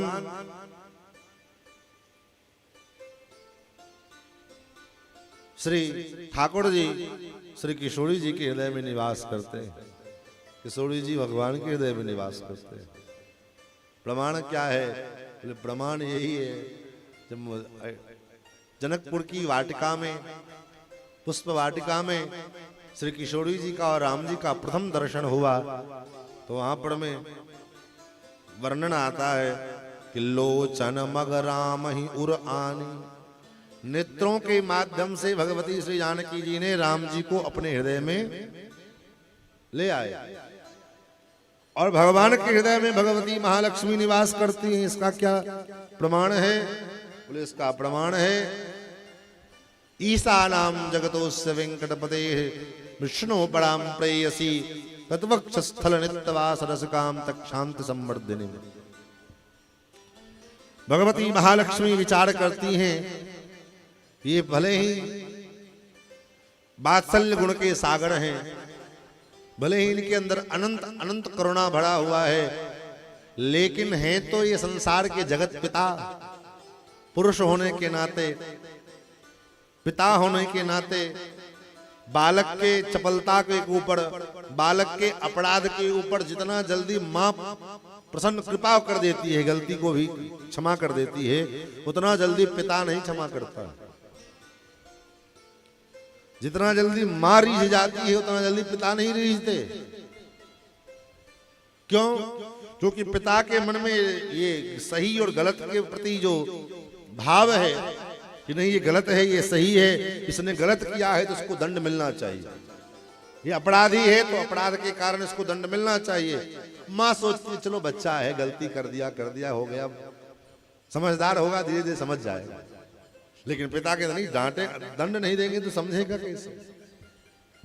जो नहीं दंड करो खल तोड़ा, भ्रष्ट हो स्तुति मार्ग मोरा। तो इसलिए भगवान भले ही अनंत कल्याण गुण गण निलय है, अनंत करुणा सागर है, वात्सल्य गुण के सिंधु हैं, लेकिन पुरुष होने के नाते, पिता होने के नाते कभी कभी जीव के ऊपर कृपा करने में विलंब करते, जीव के कर्मों का चिंतन करते हुए भगवान सोचने लग जाते हैं, अरे ये तो पापी है, अधर्मी है, इसने ये पाप किया, वो किया, ऐसा किया। यद्यपि भगवान का ऐसा स्वभाव नहीं है, भगवान का स्वभाव है जीवों पर कृपा करना, आदत है उनकी, लेकिन फिर भी कर्म के प्रधानता के कारण कभी कभी भगवान उस कर्म को स्वीकार करने के और उस जीव को जल्दी स्वीकार नहीं करते। तो इसलिए उनके भीतर जीवों के प्रति करुणा का संवर्धन करने के लिए और उनके क्रोध को समन करके रखने के लिए, भगवान के हृदय में शांति प्रदान करने के लिए भगवती महालक्ष्मी नित्य निरंतर भगवान के हृदय में जाकर के बैठ जाते हैं। इसलिए भगवान के वक्षस्थल पर श्री वत्स चिन्ह का निवास स्थान बड़ा होता है। ये क्या है? बोले वही भगवती महालक्ष्मी श्री ठाकुर जी के हृदय में जाकर के निवास करते हैं। ईशानां जगतोस्य वेंकटपते विष्णो परां प्रेयसी तत्वक्षस्थल नित्यवास रसिकां तक्षान्ति संवर्धिनीं पद्मालंकृत पाणिपल्लव युगां पद्मासनस्थां त्रियं वात्सल्यादि गुणोज्ज्वलां भगवतीं वंदे जगन्मातरम। जीव के ऊपर कृपा करने के लिए परमात्मा भगवान महाराज उनके हृदय में भगवती महालक्ष्मी निवास करती। इसलिए मां निषाद प्रतिष्ठां तम। हे प्रभो, हे रमा निवास, हे लक्ष्मी निवास, आपकी प्रतिष्ठा दिग दिगंत तक व्यापित रहे, ख्यापित रहे। मां निषाद प्रतिष्ठां तम अगम शाश्वती समा। आपकी जो है प्रतिष्ठा शाश्वत बनी रहे। और आप दोनों की जो जोड़ी है, यत क्रौंच मिथुनादेकम, आप दोनों की जो जोड़ी है ये सदा सर्वदा बिना समय की जो है सीमा रेखा के बाहर नित्य निरंतर आप दोनों की जो है युगल की झांकी है, ये युगल की झांकी हम संसार के लोगों को दर्शन होता रहे, दर्शन प्राप्त होता रहे। ये भक्ति के सिद्धांत का, भक्ति के मार्ग के उपासकों का के लिए का इस अर्थ है। क्योंकि भक्ति के मार्ग में रहने वाले भक्ति पथ के जो पथिक होते हैं वो सदा सर्वदा केवल निरंतर भगवान के युगल स्वरूप के अनुसंधान करते हैं। अकेले ठाकुर जी का नहीं, भगवान के युगल स्वरूप का अनुसंधान करते हैं। युगल सरकार का, हमारे यहाँ युगल की उपासना होती है, अकेले की उपासना नहीं। अकेले राम जी आए बने रहे राम जी, कोई दिक्कत नहीं है, राम जी को कोई नहीं पूछने वाला। जब तक राम जी अकेले थे तब तक दुनिया में कोई इनको नहीं जानता था। कोई जानता था? जब तक राम जी अयोध्या में थे, अयोध्या में जो है उनका वैभव बढ़ा, उनके जो है जन्म कर्म हुए, सब हुए, लेकिन अयोध्या तक के लोग उनको सीमित जानते थे। लेकिन राम जी का जो है वैभव कैसे बढ़ा? जब राम जी अयोध्या से मिथिला की ओर उन्मुख हुए, श्री किशोरी जी की ओर चरण को बढ़ाया, पैर को बढ़ाया, तो चरण बढ़ाते ही राम जी पहले तो अयोध्या में क्या थे? बोले रघुपति थे, रघुपति राघव। लेकिन जब अयोध्या से बाहर मिथिला के लिए चले तो बन गए पतित पावन। अहिल्या का उद्धार किया, ताड़का मारीच सुबाहु का कल्याण किया, भगवान बन गए पतित पावन। अयोध्या में तब तक थे रघुपति राघव, राजा राम। अयोध्या से मिथिला की ओर चले तो बन गए पतित पावन, और जब मिथिला में प्रवेश कर गए तो हो गए सीताराम। और जब सीताराम हुए तब उनकी महिमा को लोगों ने जाना। इसलिए तो जनक जी के दूत जो है बंदी जनों ने कहा, त्रिभुवन जो इस धनुष को तोड़ेगा वो केवल श्री किशोरी के साथ उसका विवाह नहीं होगा, तब त्रिभुवन जय समेत वैदेही, त्रिभुवन में उसकी जय जयकार हो जाएगी। ये काम कोई साधारण काम नहीं है, त्रिभुवन में उसका जय जयकार होगा। इसलिए और जब भगवान श्री श्री जानकी जी से संबंध जुड़ा, अयोध्या में अयोध्या से मिथिला से जुड़े, तो मिथिला से जुड़ते ही महाराज राम जी का जय जयकार हुआ और संपूर्ण विश्व में राम जी का कीर्ति पताका फहराया। इसलिए युगल रूप में आपकी जो ख्याति प्रतिष्ठा है वो दिग दिगंत तक व्याप्त रहे। हे प्रभु, यही मंगल कामना, ये मंगला शासन किया है। क्योंकि ये श्रीमद् वाल्मीकि रामायण संपूर्ण मंगला शासन ग्रंथ है। इस ग्रंथ में जगह जगह पर में राम जी का मंगला शासन किया गया। मंगला शासन का मतलब मंगला शासन का मतलब आशीर्वाद। जगह जगह पर में भगवान को यहाँ इस ग्रंथ के माध्यम से आशीर्वाद दिया है। यहां तक कि श्री किशोरी जी ने राम जी को आशीर्वाद दिया। आगे चर्चा है। अयोध्या के लोगों ने राम जी को आशीर्वाद दिया, दशरथ जी ने, तीनों माताओं ने, जहां गए भगवान को आशीर्वाद मिला, भक्तों ने आशीर्वाद दिया। तो ये मंगला शासन ग्रंथ है। तो इस श्लोक के माध्यम से मानो भगवान का प्रथम मंगला शासन किया है महर्षि वाल्मीकि। स्नान करके महाराज वहां से चले, लेकिन श्री भरद्वाज जी महाराज इस श्लोक को याद कर मानषाद प्रतिष्ठाम तम अगमस्सास्वती समा और चिंतयन् स महाप्राज्ञश्चकार मतिमान मतिम शिष्यम चैवा ब्रवीत वाक्यमिदं स मुनिभंगवः। महर्षि वाल्मीकि जी ने भरद्वाज जी से कहा, वत्स, मेरे मुख से ये प्रथम काव्य उत्पन्न हुआ। और देखो 4 चरण में है, अनुष्टुप छंद में है, पादबद्ध है और तंत्री लय समन्वित है। इसको गाया जा सकता है। तो ऐसा कैसे हुआ? शिष्यस्तुतस्य ब्रुवतो मुनेर्वाक्यमनुत्तमम्। महाराज अपने गुरुदेव की बात को सुनकर के भरद्वाज जी को बड़ी प्रसन्नता हुई और उन्होंने, आपने सही कहा गुरुदेव, आपका कथन बिल्कुल सत्य है। ऐसा कहकर के गुरुदेव के वाक्य का जो है अनुमोदन किया और स्नान करके दोनों गुरु शिष्य आश्रम में आ गए, कुटिया में आए, अपने आश्रम में आए। उसके बाद उसी समय आश्रम में ध्यान लगा करके बैठे थे, तब तक ब्रह्मा जी का प्रादुर्भाव हुआ। ब्रह्मा जी महाराज प्रकट हो गए और ब्रह्मा जी ने के आते हुए देखा। आजगाम ततो ब्रह्मा लोककर्ता स्वयं प्रभु। लोककर्ता सृष्टि के रचयिता ब्रह्मा जी का आगमन हुआ। महर्षि वाल्मीकि जी ने उठ करके प्रणाम किया, अर्घपाद्य आचमन स्नान षोडशोपचार ब्रह्मा जी का पूजन किया और पूजन करने के बाद हाथ जोड़ करके प्रणम्य विधिवच्चैनम पृष्ट्वा चैव निरामय, प्रणाम किया।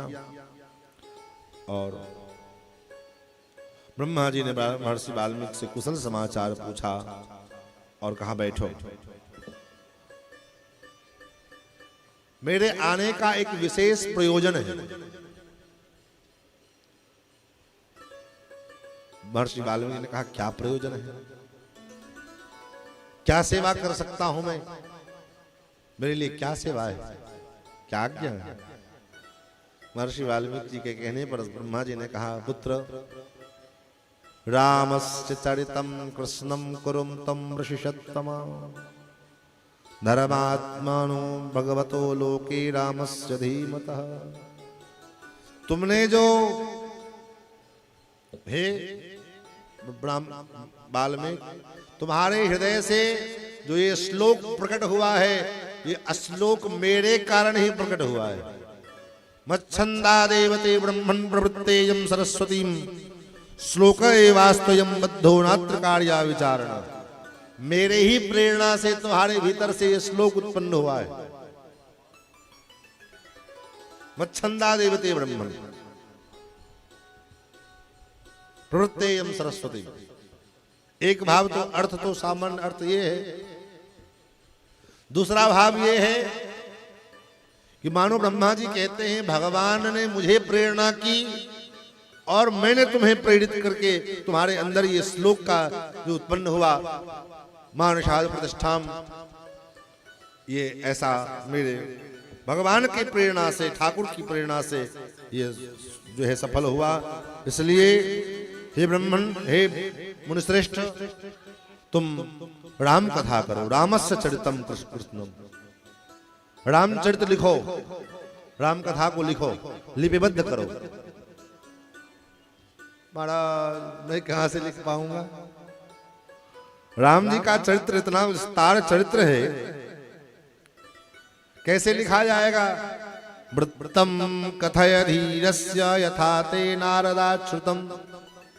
तुमने नारद जी के द्वारा जो सुना है, संक्षेप में जो तुमने 100 श्लोकों में मूल रामायण के माध्यम से राम जी के पावन चरित्र को जो तुमने सुना है, उसका तुम विस्तार करो। कैसे होगा? बोले सब हो जाएगा, सब होगा।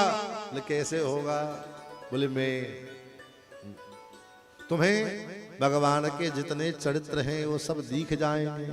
रहस्यम च प्रकाशम च यद वृत्तम तस्य धीमता।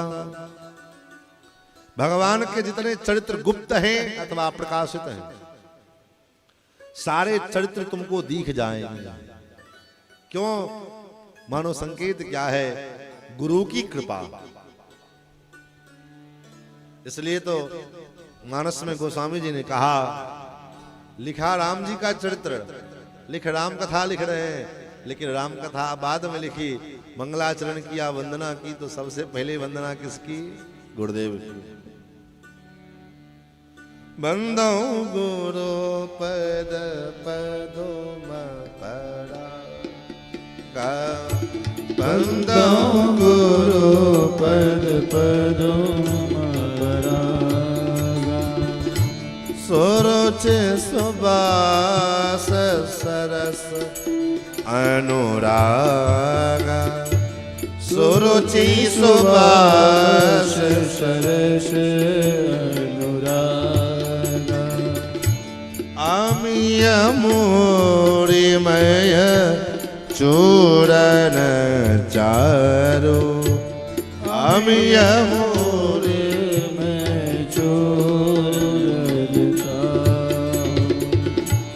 समन सकल भवरुज परिवारो, समन सकल भवरुज परिवारो। और श्री गुरु पद नख मणिगण ज्योति, श्री गुरु पद नख मणिगण ज्योति, श्री गुरु पद नख मणिगण ज्योति, श्री गुरु पद नख मणिगण ज्योति, सुमिरत देव्य दृष्ट होती, सुमिरत देव्य दृष्ट होती, सूझहि राम चरित मणि माणिक, सूझहि राम चरित मणि माणिक, गुप्त प्रगट जहाँ जो खानिक, गुप्त प्रगट जो खानिक। गुरु के एक चरण रज की ऐसी विशेषता है, गुरुपद रज मृदु मंजुल अंजन, नयन अमीय दृगदोष विभंजन। आंख में कोई दोष आ गया तो उस दोष को भी गुरु की चरण रज की ऐसी महिमा है, वो समाप्त हो गया। आप विचार करो, आप का आंख बिल्कुल ठीक हो, आप बिल्कुल आंखों से स्पष्ट देख रहे हो, लेकिन अगर आंख में धूल पड़ जाए तो जो दिखता है वो भी बंद पड़ जाए, दिखना बंद हो जाएगा। लेकिन गुरु के आचार्य के चरण रज की ऐसी महिमा कि जो नहीं दिखने वाला वो भी दिखने लगे। सूझे राम चरण चरित मणि माणिक, गुप्त प्रकट जहां जो जही खाने। कहीं कोई गुप्त प्रकट जो भी चरित्र है वो सारा चरित्र दिखने लग जाए। किसकी कृपा से? बोले गुरु की कृपा से। इसलिए ठेठ भाषा में कहावत है, गुरु मेहरबान चेला पहलवान। उसका जीता जागता उदाहरण हम लोग खुद है, हम ही खुद है। न कोई जो है विद्या का बल है, न कोई शास्त्र का बल है, बस गुरु कृपा का बल है। गुरु की मेहरबानी का बल। तो ब्रह्मा जी कहते हैं छंदादेव, हे ब्रह्मर्षि, हे ऋषिवर, हे मुनिश्रेष्ठ, तुम चिंता मत करो। रहस्यम च प्रकाशम च यदवृत्तम तस्य धीमता।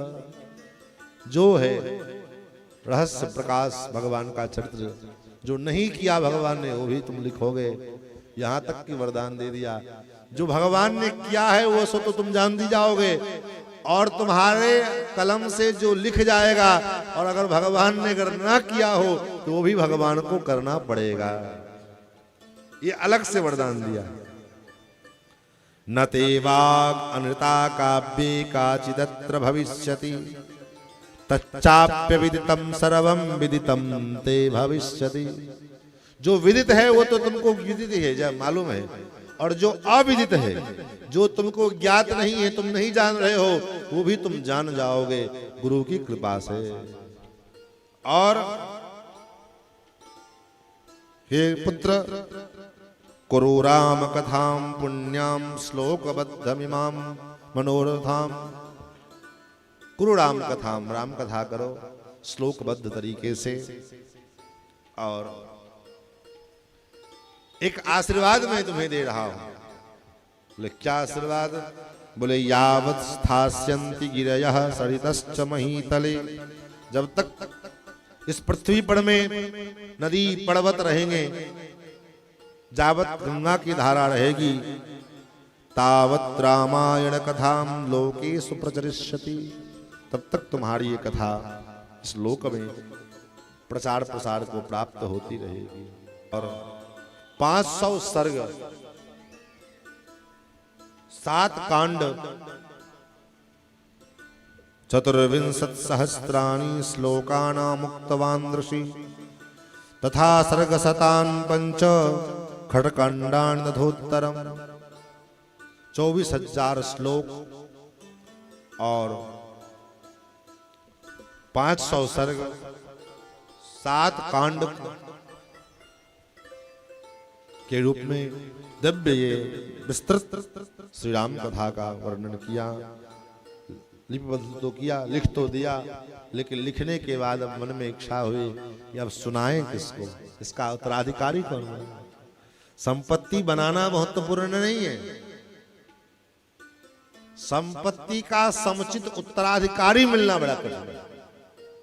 आप संपत्ति तो कम अपने परिश्रम के द्वारा, अपने पुरुषार्थ के द्वारा संपत्ति अर्ज लेंगे, लेकिन उस संपत्ति का समुचित उत्तराधिकारी जो होना चाहिए, जिससे हमारे परंपरा को आगे बढ़ाने वाला हो, चाहे वो गृहस्थ हो, चाहे वह साधु सन्यासी हो, कोई हो, ये मिलना बड़ा कठिन है। और केवल साधु के यहाँ ही नहीं, गृहस्थ में भी। जीवन में हमने खूब बढ़िया मकान बना दिया, खूब जो है धन संपत्ति बना करके अगले 7 पीढ़ी बैठ करके खाएगा, इसकी व्यवस्था आपने बनाई, लेकिन अपने संतति को, अपने संतान को संस्कारवान नहीं बनाया, उसके अंदर वो संस्कार नहीं दिए, तो पता लगा 7 पीढ़ी क्या अगली पीढ़ी समाप्त हो जाएगी। 7 पीढ़ी जाती नहीं। और कोई भी, इस प्रकृति का नियम है, मनुष्य की औसतन आयु कलयुग में 100 वर्ष है। तो मनुष्य के द्वारा बनाया गया जो भी व्यवस्था है, उसकी भी आयु औसतन 100 वर्ष है, उससे ज्यादा नहीं जाता। कितना भी अच्छा मकान बना दो आप, मजबूत से मजबूत, लेकिन वो 100 वर्ष से ज्यादा नहीं चलेगा। 100 वर्ष के बाद धीरे धीरे वो खंडर होगा, नीचे गिरेगा। कितना भी आप संपत्ति बना दो, सोचो चलो बड़ी दिगंत तक हमारे परिवार, हमारे बच्चे, बाल बच्चे को जो है कहीं जाना नहीं पड़ेगा, लेकिन वो तीसरी पीढ़ी जाते जाते समाप्त हो जाएगा, क्षय को प्राप्त होगा। क्योंकि मनुष्य की औसतन आयु 100 वर्ष है, और मनुष्य के द्वारा कोई भी चीज बनाई गई है उसकी भी आयु 100 वर्ष। 100 वर्ष बहुत होगा। तो समुचित उत्तराधिकारी मिलना ये बड़ा कठिन काम है। बच्चे को आप जन्म दोगे, आपका उतना ही कर्तव्य मात्र नहीं है, बच्चे को जन्म देने के साथ साथ उसके अंदर भगवत भक्ति का दिव्य संस्कार भी हम उसको दें, ताकि उसके जीवन में शास्त्र के प्रति, माता पिता के प्रति, गुरुजनों के प्रति, संतों के प्रति आदर सत्कार का भाव हो। और बेटा को, बेटी को पैदा कर दिया, पैदा करने के बाद अगर उसके अंदर भगवत भक्ति का संचार नहीं हुआ तो फिर हमारे गोस्वामी जी महाराज तो बड़ा कठोर शब्द का प्रयोग करते हैं। अगर हमारा संतान, हमारी संतति भगवत भक्ति से युक्त नहीं हुई, उसके अंदर भगवत भक्ति नहीं है, तो इसका मतलब आपने बच्चे को जन्म नहीं दिया। मानस पाठ करे छे ने, मानस जी के पारायण करे छे, मानस जी में स्पष्ट लिख देलखिन गोस्वामी जी।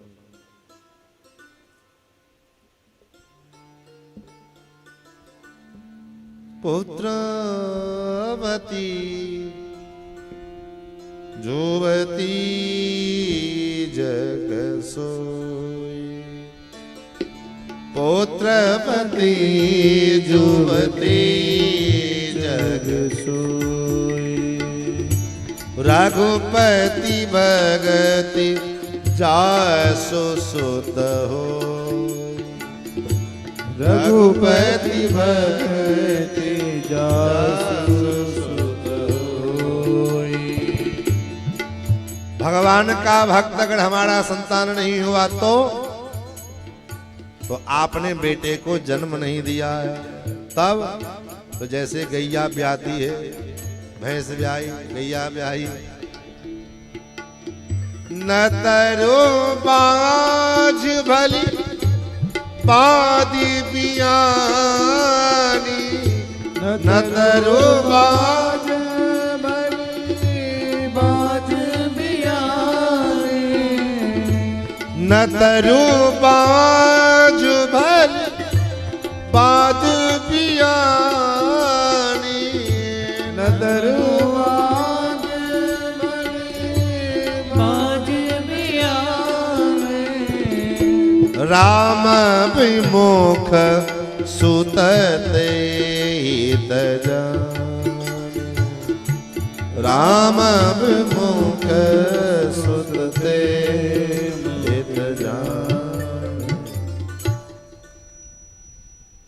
पुत्रवती जुवती जग सोई, तभी आप पुत्रवती कहलाने के योग्य हैं, अधिकारिणी हैं, जबकि आपका संतान, आपका पुत्र भगवत भक्त हो,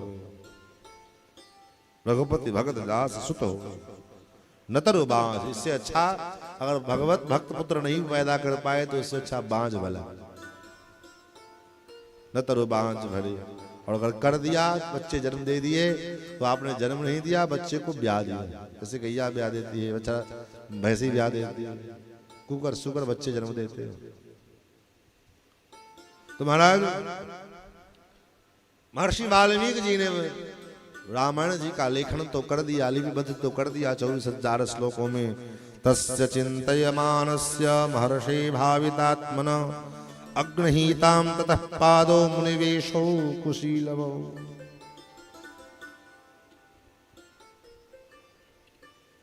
महाराज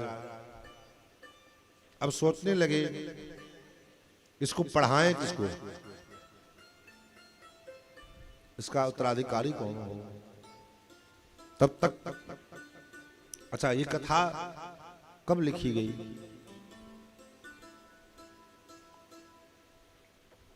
महर्षि वाल्मीकि तो पहले से भी थे, राम जी पहले से भी थे, लेकिन पहले कथा क्यों नहीं लिखी गई? कथा कब लिखी गई?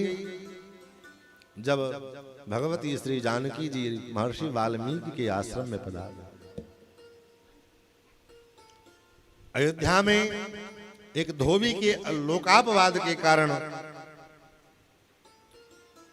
श्री जानकी जी का राम जी ने निर्वसन किया, वनवास दिया, और उस अवस्था में, गर्भावस्था में भगवती श्री जानकी जी महर्षि वाल्मीकि के आश्रम में आए, आश्रम में लेकर के आए महर्षि वाल्मीकि। और उस समय, उसके बाद जो है वाल्मीकि जी ने राम कथा लिखी।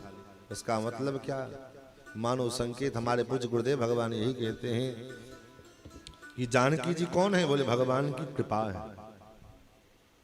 और राम जी के चरित्र को गाने के लिए, राम जी के चरित्र को जानने के लिए, राम जी के चरित्र को समझने के लिए जब तक उनकी कृपा नहीं होगी तब तक उनके चरित्रों को समझ पाना, उनके विषय में जान पाना ये बड़ा कठिन। सोई जाने जहि देहु जनाई, जानत तुम ही हो जाई। वही भगवान को जान सकता है जिसको भगवान अपना जनाना चाहे। तो भगवान ने अपनी कृपा, भगवान की कृपा कौन? बोले भगवती श्री जानकी भगवान की कृपा है। और भगवती जानकी जी को ही कृपा के रूप में भगवान ने महर्षि वाल्मीकि के आश्रम में भेजा। और ये कथा राम जी के दरबार में गाई गई है। इसके पहले यजमान जो है, श्रोता राम जी खुद बने। अब प्रश्न उठता है कि भाई ये शिष्टाचार तो नहीं है।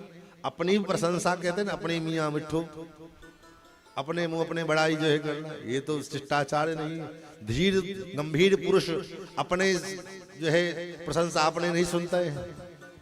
और राम जी तो धीरोदात्त नायक हैं, तो फिर उन्होंने अपनी कथा क्यों सुनी? अपनी कथा अपने कानों से सुनी। बोले देखो राम जी धीरोदात्त नायक हैं, इसमें कोई संदेह नहीं। और राम जी ने कथा सुनी, ये भी सत्य है। तो क्यों सुनी? क्योंकि ये राम जी की कथा है ही नहीं। कहने के लिए राम कथा हम कह देते हैं, लेकिन महर्षि वाल्मीकि कहते हैं ये राम कथा है ही नहीं, ये तो श्री जानकी जी का पावन चरित्र है। जब अयोध्या के लोगों के अपवाद के कारण जानकी जी का निर्वसन हुआ तो श्री महर्षि वाल्मीकि जी ने विचार किया कि जो है जानकी जी के पावन चरित्रों को दुनिया समझ नहीं पाई।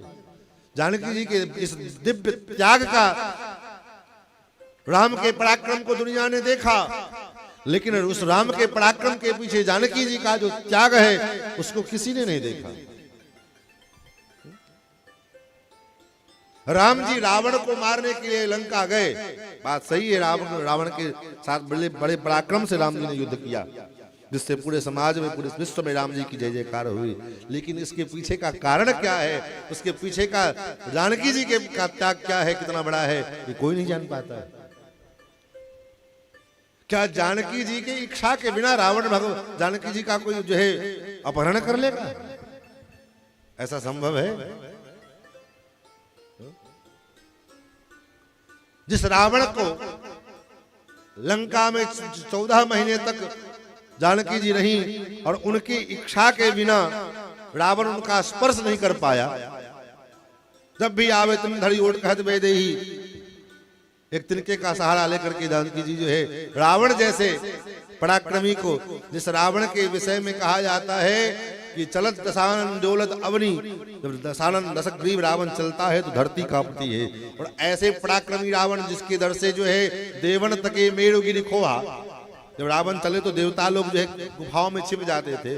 और ऐसे पराक्रमी रावण को जो है जानकी जी एक तिनके से डरा देती है और वो डर जाता है। ये सामर्थ्य राम जानकी जी का है। जिस जानकी के विषय में पूज्यपाद गोस्वामी पाद ने लिखा, उद्भवस्तत संहार कारणिम क्लेशहारणिम सर्वश्रेयस्करीम सीताम नतोहम राम वल्लभाम। ऐसी जो सृष्टि की उत्पत्ति पालन कर और संहार की मूल कारणी है, और ऐसे जानकी का रावण हरण करके लेके चला जाएगा, एक थोड़ा जो है बात हजम नहीं होती है, बात समझ में नहीं आती है। बोले हज जो है लेके नहीं गया, जानकी जी खुद गई। क्यों गई? क्योंकि जानकी जी तो माँ है, और बेटा चाहे पुत्र हो, कुपुत्र होवे चाहे सतपुत्र होवे, माँ की ममता सभी पुत्रों पर बराबर हो। बेटा लायक हो जाए तब भी माँ की बराबर, और ना क्या नालायक बेटा होता है उस पर माँ की कृपा नहीं होती है। माँ उससे भी प्यार करती है। लायक होते हो तो भी प्यार करे, नालायक हो तब भी प्यार करे।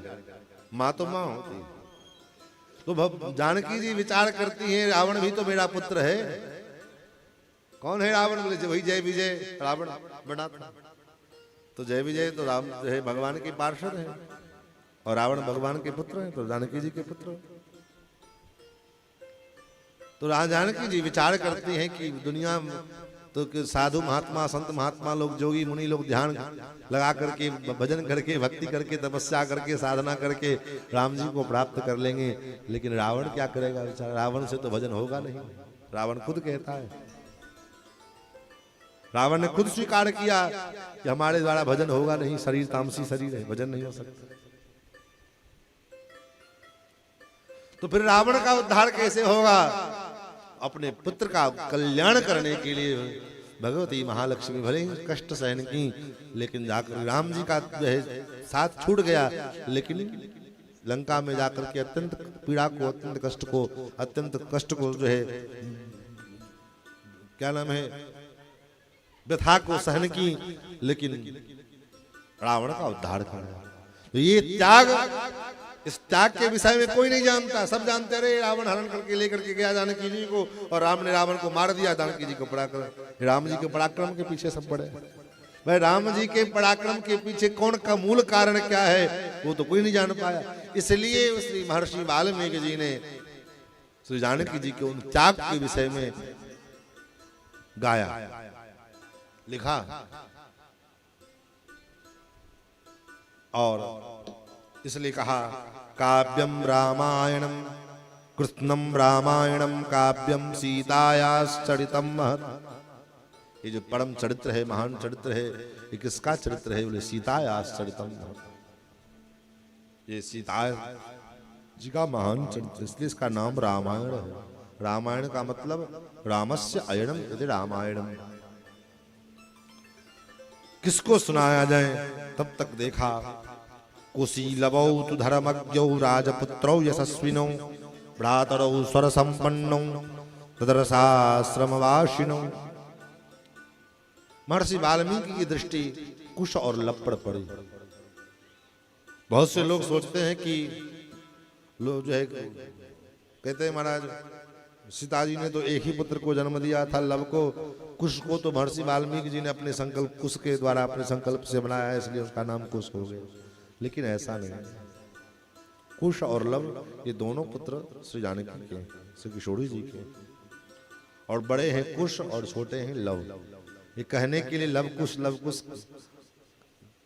लेकिन श्रेष्ठ ज्येष्ठ कौन है? बोले कुश जी, और छोटे हैं लव। कुशी लवौ, कुशी लवौ तु धर्मज्ञौ भ्रातरौ, दोनों भैया स्वर संपन्न, स्वर से संपन्न है और देखने में भी सुंदर है।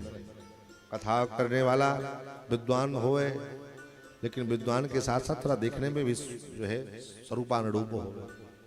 अब कैसे अभी आकर के बैठ जाए कथा सुनाने के लिए, तो पहले तो व्यक्ति को देख करके श्रद्धा हो जाएगा। इसलिए तो देखने में भी थोड़ा स्वरूप भी उसका अच्छा बना हो, स्वरूप भी सुंदर हो, और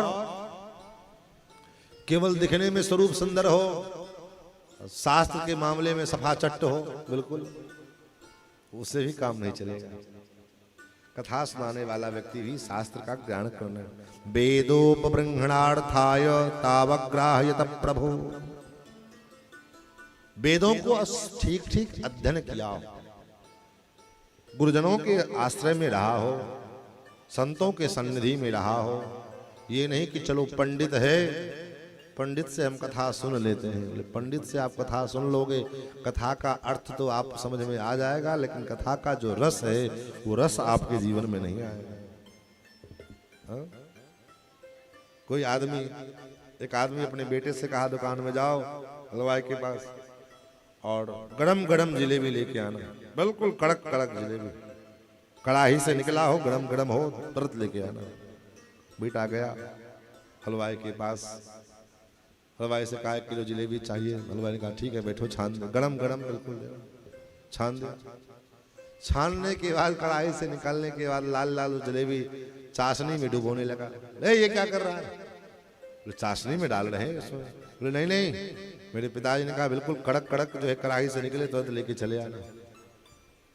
अब विचार करो, कड़क तो मिला उसको, बिल्कुल कड़ा कड़ा जिलेबी मिली लाल लाल एकदम से, लेकिन क्या उसको स्वाद मिला? मास्टर साहब स्वाद मिलेगा? नहीं मिलेगा। स्वाद तो तब मिलेगा जब उसको कढ़ाई में से निकाल करके फिर उसको चाशनी में डुबाया जाए, उसमें रस में डुबाया जाए और तब उसको अगर खाया जाए तब मिलेगा। उसी प्रकार पंडित से, जो शास्त्र का पंडित होगा, अच्छी बात है, उससे आप कथा सुन लो। कथा का जो वही जलेबी वाली बात, कढ़ाई से निकला हुआ तुरंत पानी से खटाखट प्रवाहित होगा, लेकिन जो रस मिलना चाहिए वो रस कहाँ मिलेगा? जो वो रस उसके पास मिलेगा जो किसी रसिक महात्मा के पास, रसाचार्य के पास, किसी अच्छे भक्त संत वैष्णव के सन्निधि में रहा है और उनके संरक्षण में रह करके तब उनका सेवा करके और उनसे कुछ सीखा है, उनका कुछ प्राप्त किया है, तब जो है, क्योंकि भागवत में भी स्पष्ट लिखा है स्वयं भागवतम भूत्वा। भागवत कथा कैसे व्यक्ति से सुनना चाहिए, कैसे कहना चाहिए?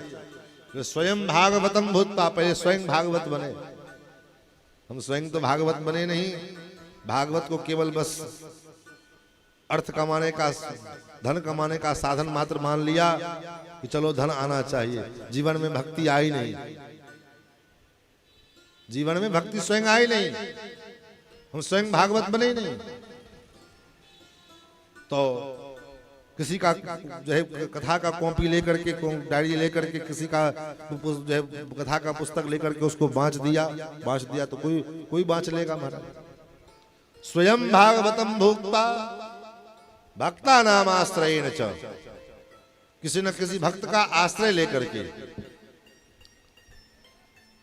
और तब जो कथा कही जाए, विद्या न टीकया, कथा विद्या से अथवा टीका से नहीं कही जा सकती है, यह तो गुरुजनों की कृपा से, आशीर्वाद से प्राप्त होए और तब उसको जब बोला जाए तब।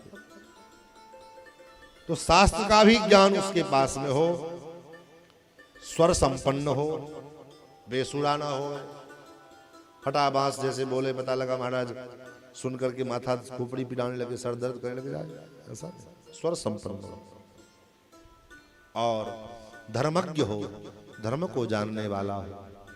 श्री राम को जैसे भागवत की कथा वक्ता का वर्णन है, उसी प्रकार ये राम कथा के वक्ता का भी लक्षण दिया है यहाँ पर।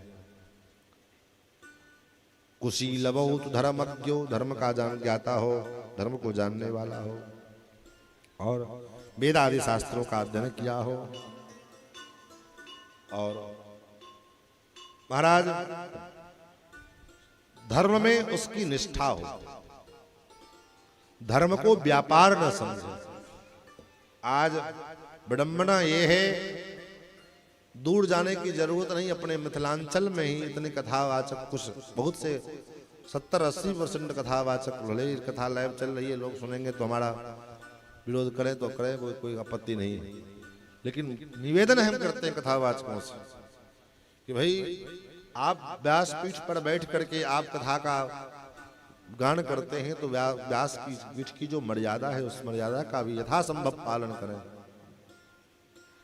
पता लगा कथा में बैठ करके बड़े बड़े ज्ञान व्यवहार रहे, माया मोह से निराश की का बात कर रहे हैं और अपने इतने माया में संलिप्त हैं कि कथा वंश से उतरने के बाद श्राद्ध में वेद पाठ करने के लिए 1100 रुपया मिले तो वहां भी भागते पहुंच जाओ।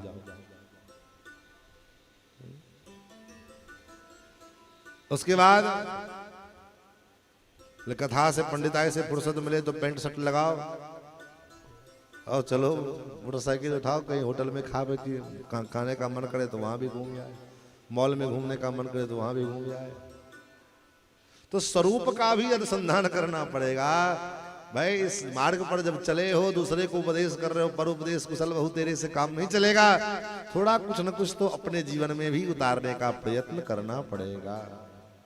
नहीं 100% कुछ तो हम प्रयास करें, जितना हम बन सके प्रयास करें कि सिद्धांत का, स्वरूप का, क्योंकि एक के बिगड़ने से सारे समाज के ऊपर उंगली उठती है। एक बिगड़ता एक आदमी है, एक आदमी की बिगाड़ होता है, लेकिन प्रश्न चिन्ह सभी समाज पर उठ जाता है। इसलिए मैं निवेदन करूं, करबद्ध प्रार्थना करूं भाई, जो कम से कम जिस स्वरूप से आपका जीविकोपार्जन चल रहा है, कम से कम उस स्वरूप में तो निष्ठा रखो। क्या बात? क्या किसी यजमान के यहाँ पर मैं पेंट शर्ट पहन करके पूजा कराने के लिए जाओगे, स्वीकार करेगा? नहीं करेगा। वो आपके धोती कुर्ता तिलक स्वरूप सिखा दे करके आपकी जो है पूजता है, और उसके बदले आपका परिवार का भोजन भरण पोषण हो रहा है। तो कम से कम उस स्वरूप का तो हम अनुभव करें, उस स्वरूप का तो हम ख्याल रखें।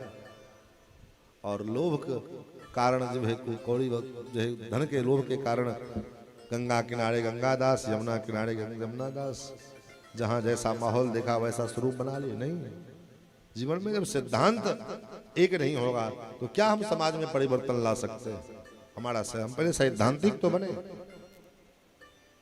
सिद्धांत से कोई समझौता नहीं। महाराज महर्षि वाल्मीकि जी ने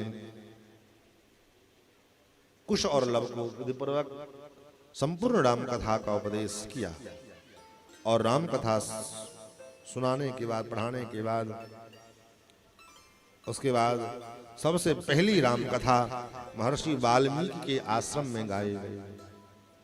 कुश और लव व्यासासन पर विराजमान हुए और कुश और लव ने राम कथा गाना प्रारंभ किया। प्रशंसो प्रशस्तव्यो गायमानौ कुशीलवौ अहो गीतस्य माधुर्यं श्लोकानां च विशेषतः। महाराज कुश और लव व्यासासन पर बैठ करके दोनों भैया राम कथा को गाने लगे, और जितने ऋषि मुनि महात्मा विमलात्मा सब कथा सुन रहे हैं। और कथा सुनने के बाद सब मुनि लोग कुश और लव की प्रशंसा करते। प्रशस्य मानव तौ तपस्लाघ्यर महर्षि भी। और कथा सुनने के बाद इतने आनंदित हो गए ऋषि लोग, महात्मा लोग, कि मन में भाव आया कि कथा सुनने के बाद कथावाचक को कुछ देना चाहिए। क्या देवें, क्या प्रदान करें? तो प्रसन्नो वल्कलम कश्चित् ददौ ताभ्याम महायसः। कोई महात्मा अपना वल्कल वस्त्र जो है, साधु के पहनने वाला जो वल्कल वस्त्र, वो वल्कल वस्त्र दे दिया। बेटा लो, इसको तुम पहनना। तुमने बड़ी सुंदर कथा गाई है, बड़ा सुंदर कथा तुमने सुनाया है, लो इसको पहनना। अन्य कृष्णाजिन मदात, किसी ने जो है कृष्ण चर्म, मृग चर्म बैठने वाला दिया। लो पुत्र, हे वत्स लो, आपने बड़ी सुंदर कथा सुनाई है, इस पर बैठ करके तुम भजन करना। किसी ने यज्ञोपवीत दे दिया, लो इसको पहनना। काश्चित् कमंडलुम प्रादात, किसी महात्मा के पास कमंडल था, फक्कड़ महात्मा, उनके पास तो जो है चढ़ुआ चढ़ाने के लिए ढहुआ तो था नहीं, फक्कड़ महात्मा थे, तो कमंडल ही था, उठाकर कमंडल पर जब चढ़ा दिया, लो बेटा कमंडल तुम्हारे काम आ जाएगा। काश्चित् कमंडलुम प्रादात मौंजिमन्यो महामुनि, किसी ने मूज की मेखला, ब्रह्मचारी जो मूज की मेखला पहनते हैं, वो मूज की मेखला प्रदान कर दी। लो बेटा तुम ब्रह्मचारी हो, तुम्हारे काम आ जाएगा। और तो और महाराज कासायमपड़ो वस्त्रम चीरमन्यो ददौ मुनि, किसी महात्मा, कोई सन्यासी महात्मा कथा सुन रहे थे, उन्होंने उनके पास कासाय वस्त्र वही दे दिया। कोई महात्मा कुल्हाड़ी लेकर के लकड़ी जंगल में लेने के लिए जा रहे थे, कथा सुने, और कथा सुन करके मन आनंदित हुआ, तो कुठारम अपरो मुनि, कुल्हाड़ी व्यास गद्दी पर चढ़ा दी, लो तुम्हारे लकड़ी काटने में काम आएगा। कोई महात्मा, किसी के पास जो फक्कड़ थे, नंग धरंग नागा साधु, लंगोटी भी जो नहीं पहनते थे, ऐसे महात्मा, उनके जटा में जो रस्सी थी, उसी रस्सी को खोल करके दे दिया, लो बेटा ये तुम्हारे किसी काम आ जाएगा। ऐसे एक परमहंस महात्मा, जिनके पास रस्सी भी नहीं थी देने के लिए, वो क्या दें? तो महाराज उन्होंने आयुष्यम पड़े प्राहुर्मुदा तत्र महर्षय, उन महर्षियों ने जिनके पास देने के लिए लकड़ी थी, न कुल्हाड़ी था, न वस्त्र थे, न जो है रस्सी थी, कुछ नहीं था, फक्कर बिल्कुल, उन महापुरुष ने आशीर्वाद प्रदान किया। आयुष्यम पड़े प्राहुर्मुदा तत्र महर्षय ददुश्चैव वरान सर्वे मुनयः सत्यवादिनः। ये सारे मुनि लोग सत्यवादी हैं, सत्यनिष्ठ हैं, धर्मात्मा हैं, और उन्होंने आशीर्वाद दिया, बेटा तुम्हारी सदा जय हो, तुम्हारी कीर्ति दिग दिगंत में व्याप्त हो, इसी प्रकार से तुम राम जी के पावन कथा को गाते रहो, सुनाते रहो, यही आशीर्वाद देते हैं। आश्रम में जब कथा हो गई तब महर्षि वाल्मीकि जी ने कहा, कुशलभ से पुत्र, अब ये कथा तुम नगर में जाकर के गाओ। प्रशस्यमानौ सर्वत्र कदाचित् तत्र गायको अभिगीतमिदं गीतं सर्वगीतिषु कोविदै आयुष्यं पुष्टिजननं सर्वश्रुति मनोहरम्।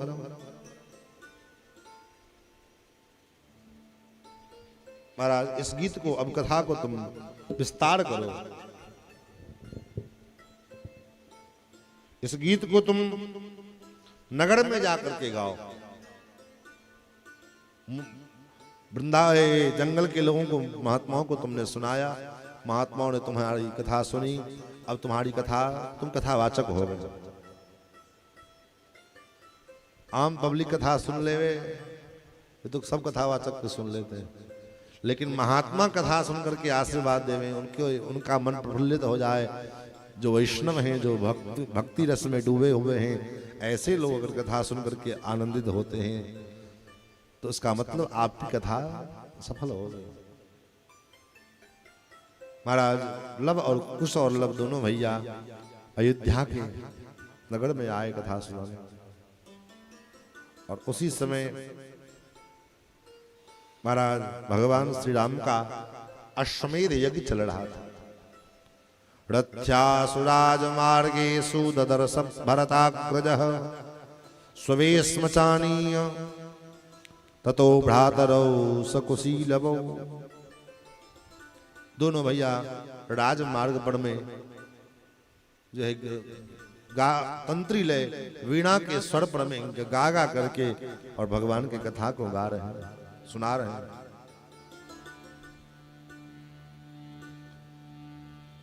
उसी समय श्री राम जी रथ में बैठ करके और कहीं जा रहे थे, दोनों भाइयों के स्वर को सुना, आवाज को सुनी, कथा को सुना, तो लक्ष्मण से कहा, लक्ष्मण, इन दोनों भाई को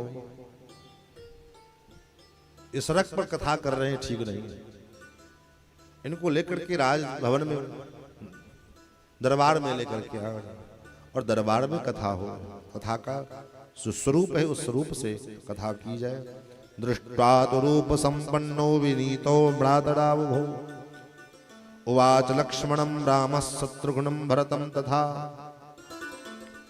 भगवान ने तीनों भाइयों को आदेश दिया और महल में, राजभवन में, राज दरबार में कथा का तैयारी की गई।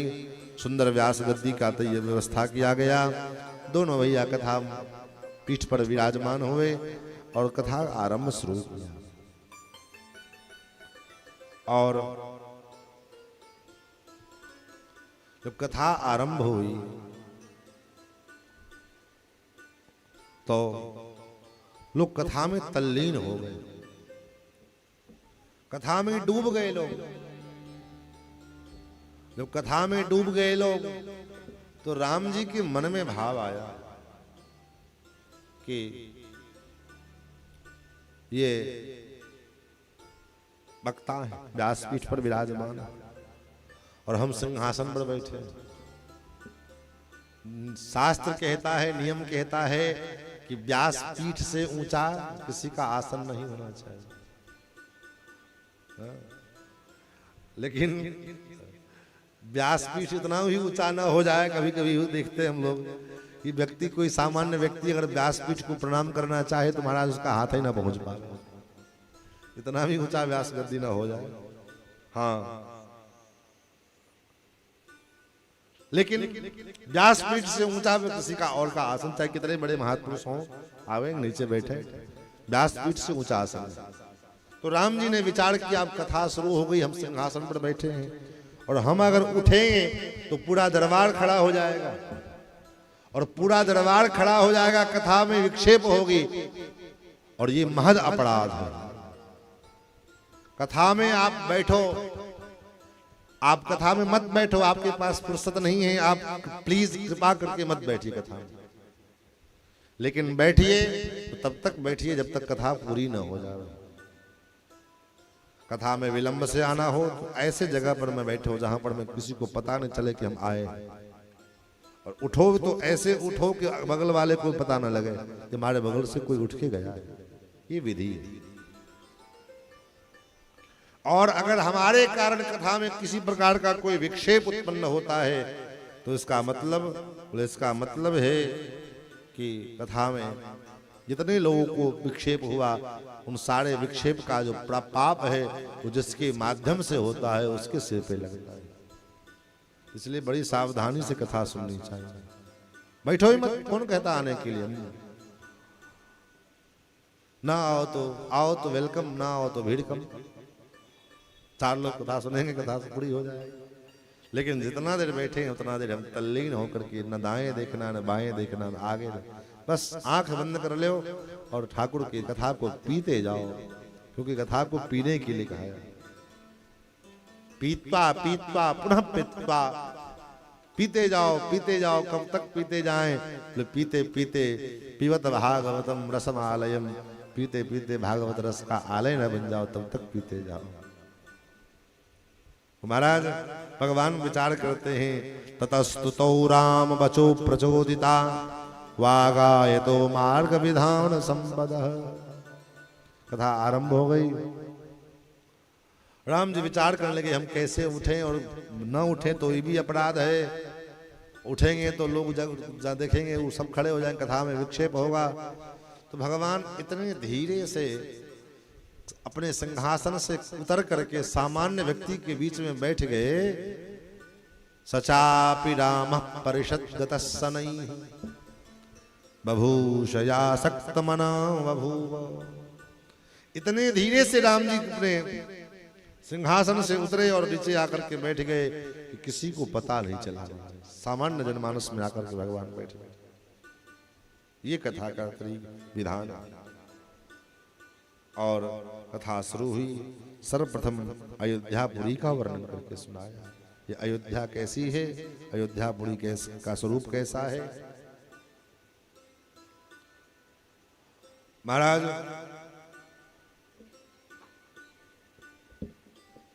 सगर के वंश में वो सगर जिन्हों के 60,000 पुरुष पुत्र, जिन्होंने इस धरती को खोद करके सागर को जो है खोद दिया, समुद्र बना दिया। ऐसे सागर और उन्हीं जो इक्ष्वाकु के वंश में उत्पन्न हुए, उन्हीं के वंश में महाराज ये अयोध्या के चक्रवर्ती सम्राटों का परंपरा ये चला। और ये अयोध्या विश्व की पहली नगरी है। इससे पहले कोई नगर नहीं था। सृष्टि के आरंभ में जब मनु जी महाराज को जो है भेजा गया सृष्टि का विस्तार करने के लिए, तो मनु जी ने नगर मांगा। तो ये अयोध्या कौन है? बोले अयोध्या वैकुंठ का हृदय है। वैकुंठ का हृदय अयोध्या। भगवान ने कहा ले जाओ इसको। कोसलो नाम मुदित स्फीतो जनपदो महान निविष्ट सरयू तीरे प्रभूत धन धान्यवान अयोध्या नाम नगरी तत्रासि लोक विस्तृता मनुना मानवेन्द्रेण या पुरी निर्मिता स्वयं।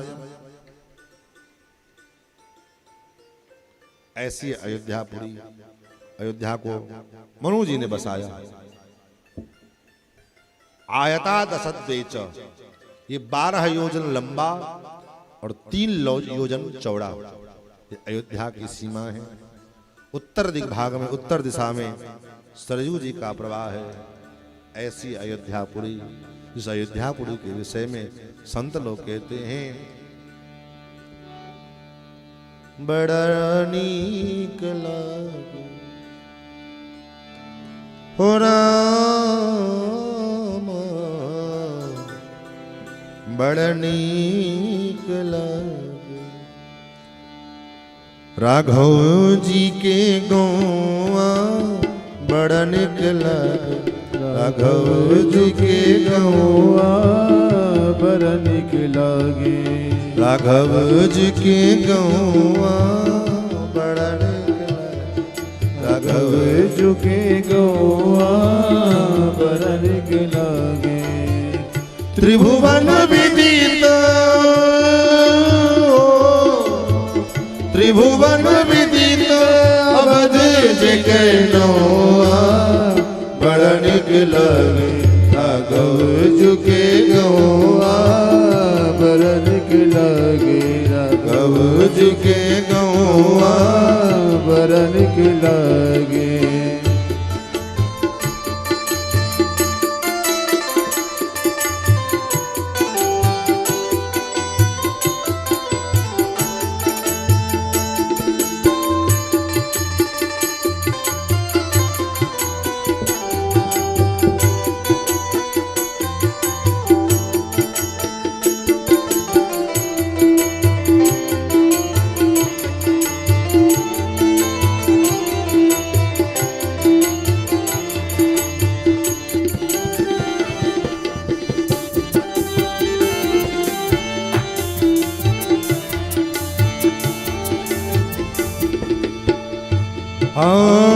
दशरथ पिता जहाँ कौशल्या मैया, दशरथ पिता जहाँ कौशल्या जी मैया, दशरथ पिता जहाँ कौशल्या जी मैया, दशरथ पिता जहाँ कौशल्या जी मैया, भरत लिपन रिपुहन हनु भैया, भरत लखन रिपुहन बन भैया, भरत लखन रिपुहन बल भैया, भरत लखन रिपुहन बन भैया, राम राम रटे जहाँ,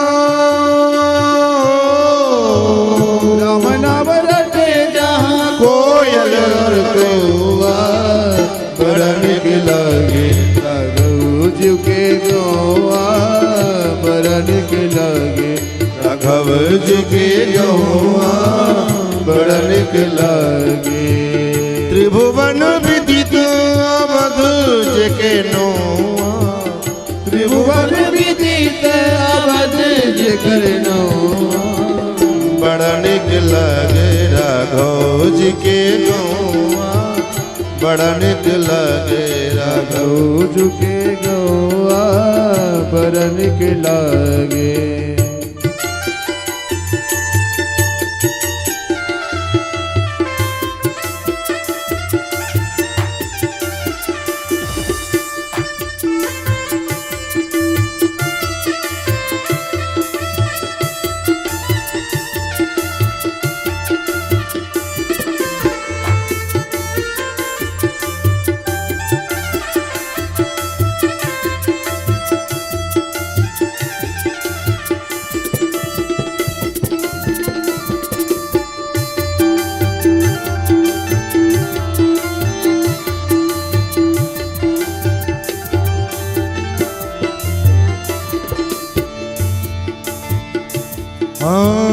जहाँ ब्रह्मराम शिशु गलियन में खेले, जहाँ ब्रह्म राम शिशु गलियन में खेले, जहाँ ब्रह्मराम शिशु गलियन में खेले, जहाँ ब्रह्म राम शिशु गलियन में खेले, अंजुरी में भरी भरी दूर सिर मेले, अंजुरी में भरे भरे धूल सिर मेले, अंजुरी में भरी भरी धूर सिर में ले, अंजुरी में भरी भरी धूल सिर में ले, जहाँ नक बहु चले हो,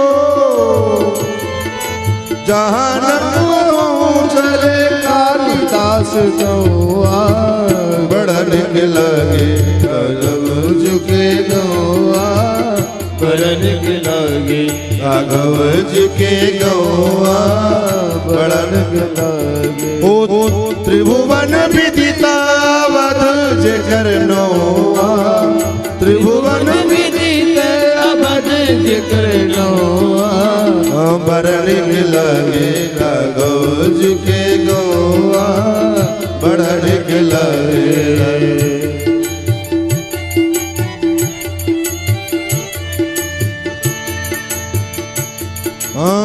सीता महारानी जहाँ रामचंद्र राजा, सीता महारानी जहाँ रामचंद्र राजा, सीता महारानी जहाँ रामचंद्र राजा, सीता महारानी जहाँ रामचंद्र राजा, हनुमान परिकर वैष्णव समाजा, हनुमान परिकर वैष्णव समाजा, हनुमान परिकर वैष्णव समाजा, हनुमान परिकर वैष्णव समाजा, मिश्र बंधु के भी हुए हो,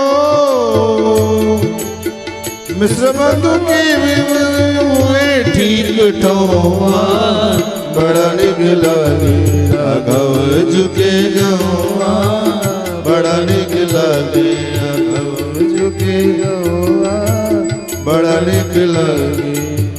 त्रिभुवन विदिता वधु जेकर नौआ, त्रिभुवन विदित अवध जेकर नौआ, बड़ा निक लगे राघव जी के गौआ, बड़ा निक लगे राघव झुके गौआ, बड़ा निक लगे राघव झुके गौआ, बड़ा निक लगे ओ बड़ा निक लगे, बड़ा निक लगे। बोलो अयोध्या धाम की जय। इसका नाम अयोध्यापुरी। अयोध्या का मतलब जहां कभी युद्ध नहीं हुआ, न योद्ध्यम अयोध्या, जहां कभी युद्ध नहीं हुआ। सुंदर राजमार्ग से सुसज्जित, राजमार्गेण महता विभक्तेन शोभिता, मुक्त पुष्पावकीर्णेन जलसिक्तेन नित्यसः। महाराज सुंदर राजमार्ग, और उस राजमार्ग के ऊपर सुंदर चारों तरफ पुष्प सुसज्जित, जगह जगह पुष्पों के गमले, पुष्पों के वृक्ष लगे हुए हैं। राजमार्ग के किनारे किनारे सुंदर औषधियां के वृक्ष, फलों के वृक्ष, अनेक सुंदर दिखने वाले रमणीय दृश्य प्रदान करने वाले वृक्ष लगे। ऐसी मुक्त पुष्पावकीर्णेन जलसिक्तेन नित्यसः, उस राजमार्ग पर रोज जल के द्वारा जल से सिक्त किया, गुलाब जल से सिंचित किया जाता है। और ऐसी अयोध्या ताम तो राजा दशरथो महाराष्ट्र विवर्धनः, पुरी मावासयामास दिव्यम देवपतिर्यथा। जैसे स्वर्गलोक में देवराज इंद्र अपने पूरे परिकर के साथ, अपने प्रजाओं के साथ निवास, देवताओं के साथ निवास करते, राज करते, उसी प्रकार धर्म और न्याय के बल से अपने महान राष्ट्र की वृद्धि करने वाले महात्मा दशरथ उस राज्य की राजसत्ता का बागडोर संभाले हैं और उस राज्य का संचालन करते हैं। कपाटो तो कपाटा तोरणवती सुविभक्तांतरापणम, सुंदर कपाट, नवद्वार अष्टचक्रा नवद्वारा देवानाम पुरयोध्या। भगवान के सुदर्शन चक्र पर प्रतिष्ठित ये अयोध्या, इस अयोध्या के 9 द्वार हैं और ये अयोध्या साक्षात भगवान का ही स्वरूप है। रुद्र यामल ग्रंथ में अयोध्या के महात्मा का निरूपण करते हुए भगवान शंकर माता पार्वती से कहते हैं, हे देवी अयोध्या च परब्रह्म। ये अयोध्या क्या है? अयोध्या भगवान परब्रह्म स्वरूप है। अयोध्या च परब्रह्म। और अयोध्या में प्रवाहित होने वाली जो ये नदी है, ये नदी कोई साधारण जल का नदी नहीं है। ये नदी कोई सामान्य पानी का नदी नहीं है कि चलो पोखरी में नहा लिए, नदी में डुबकी। आजकल तो बड़ी विचित्र विडंबना हो गई है महाराज। तीर्थों को तीर्थ क्षेत्र न रहने करके पर्यटन क्षेत्र बना दिया गया है। और आप चाहे अयोध्या हो, चाहे काशी हो, चाहे हरिद्वार हो, आप वहां जाइए और देखिए कि महाराज तीर्थों में जो तीर्थ के नदियों में स्नान करने का जो विधि है, विधान है कि कैसे नहाया जाए, उस विधान से कोई मतलब नहीं है। गए सीधे मारे छलांग लगे डुबकी मारने, उसी में तेल साबुन शैम्पू सब लगा रहे हैं, कपड़ा धो रहे हैं सब। किसी भी पवित्र नदियों में स्नान करने का विधान है, पहले तो बिना नहाए मत जाओ, नहा करके तब स्नान करना चाहिए। लेकिन कथनचित स्नान नहीं किया है, गए तो पहले नदी के किनारे तट पर में खड़े होकर के, और पुरुष हो तो साष्टांग, स्त्री हो तो षडंग पंचांग दंडवत प्रणाम करें। हे नदी श्रेष्ठ, मैं स्नान करने के लिए आप में प्रवेश करने को आया हूं, और मैं जब आप में प्रवेश करूंगा तो मेरे पैर आपको लगेंगे, मेरे शरीर का अंग से आपको पीड़ा पहुंचेगी, लेकिन स्नान करने के उद्देश्य से मैं आप में प्रवेश करूंगा, आप मेरे इस अपराध को क्षमा करें। इस भाव से उस नदी में प्रवेश, प्रणाम करें पहले, और फिर जल लेकर के स्पर्श छीट लेवे, कम से कम मंत्र स्नान, शरीर शुद्धि तो हो जाए, पहले हम शुद्ध हो जाएं, तब नदी में स्नान करने के लिए प्रवेश करें। ये विधि है स्नान। वो आजकल तो महाराज आप अयोध्या में चले जाइए, अयोध्या में एक जगह है रामपेड़ी, उस राम की पेड़ी में महाराज ऐसा लगता है ऐसे लोग पिकनिक मनाने जाते हैं। ऐसा जो दृश्य, जैसे कि बड़े बड़े महाराज पिकनिक स्पॉट पे किए जाते हैं जो कृत्य, वो सारे कृत्य महाराज उन तीर्थों में होने लगे। बोट में बैठ करके, नौका में बैठ करके जो है बोटिंग करेंगे, जो नहीं खाना चाहिए उस तीर्थ के घाट पर तट पर बैठ कर वही खाएंगे, जो नहीं पीना चाहिए वो पिएंगे, जो नहीं करना चाहिए वो करेंगे। ये सब मर्यादाएं नष्ट होती जा रही। तीर्थ को तीर्थ रहने दिया जाए, तीर्थ में तीर्थ करने के उद्देश्य से जाना चाहिए, न कि पिकनिक मनाने के उद्देश्य से। लोग तीर्थ में भी अब पिकनिक मनाने जाते हैं, क्योंकि महाराज पिकनिक की सुविधा वहां भी हो गई, बढ़िया होटल बन गए, बढ़िया रहने ठहरने की व्यवस्था वहां भी हो गई, जो चाहो सो मंगाओ खाओ, कहीं जाने की जरूरत नहीं है। जिस होटल, जिस आश्रम में, जिस होटल में आप बैठे हो, बस बैठे बैठे ऑर्डर कर दो, आधे घंटे के अंदर जोमेटो और पता नहीं क्या क्या सब पहुंचा देगा आपको। जो नहीं खाना चाहिए वो भी खाओ पियो, कौन देखने को जाता है। लेकिन क्या करें, अयम तो युग धर्मो ही वर्तते कश्य दूषणम। ये तो युग धर्म है, किसका दोष दिया जाए। आदमी इतना सुविधा भोगी हो गया है कि तीर्थ में जो लोग तपस्या करने के उद्देश्य से, साधना करने के उद्देश्य से जाते थे, आज वहां तीर्थ में भी आप प्रयाग चले जाओ, कुंभ में ठंडी का महीना, बड़े बड़े पंडाल लगे हैं, और उन पंडाल में अटैच लेटरिन बाथरूम कमरे वहां तैयार कर दिए जाते हैं, और उन लेटरिन बाथरूम में महाराज बढ़िया गीजर लगा हुआ है, हीटर लगा हुआ है। बोले जब गीजरे में नहाना था प्रयाग काहे को आए, घड़े पे गीजर में नहा लेते हैं, क्या करने के लिए प्रयाग आए थे। यहां भी आकर के गीजर के ही पानी से नहाना है, क्यों? बोले ठंड लग जाएगी, गंगा का पानी बड़ा ठंडा है, नहाएंगे तो। इससे अच्छा काहे को आना था, काहे भीड़ बटोर करके तीर्थ को और गंदा कर रहे हो। लेकिन और उसके बाद आश्चर्य आप करेंगे, उसके बाद वो सोचते कि हम धर्मात्मा हैं। तुम्हारा धर्म कर्म दो कौड़ी का है, किसी काम लायक नहीं है।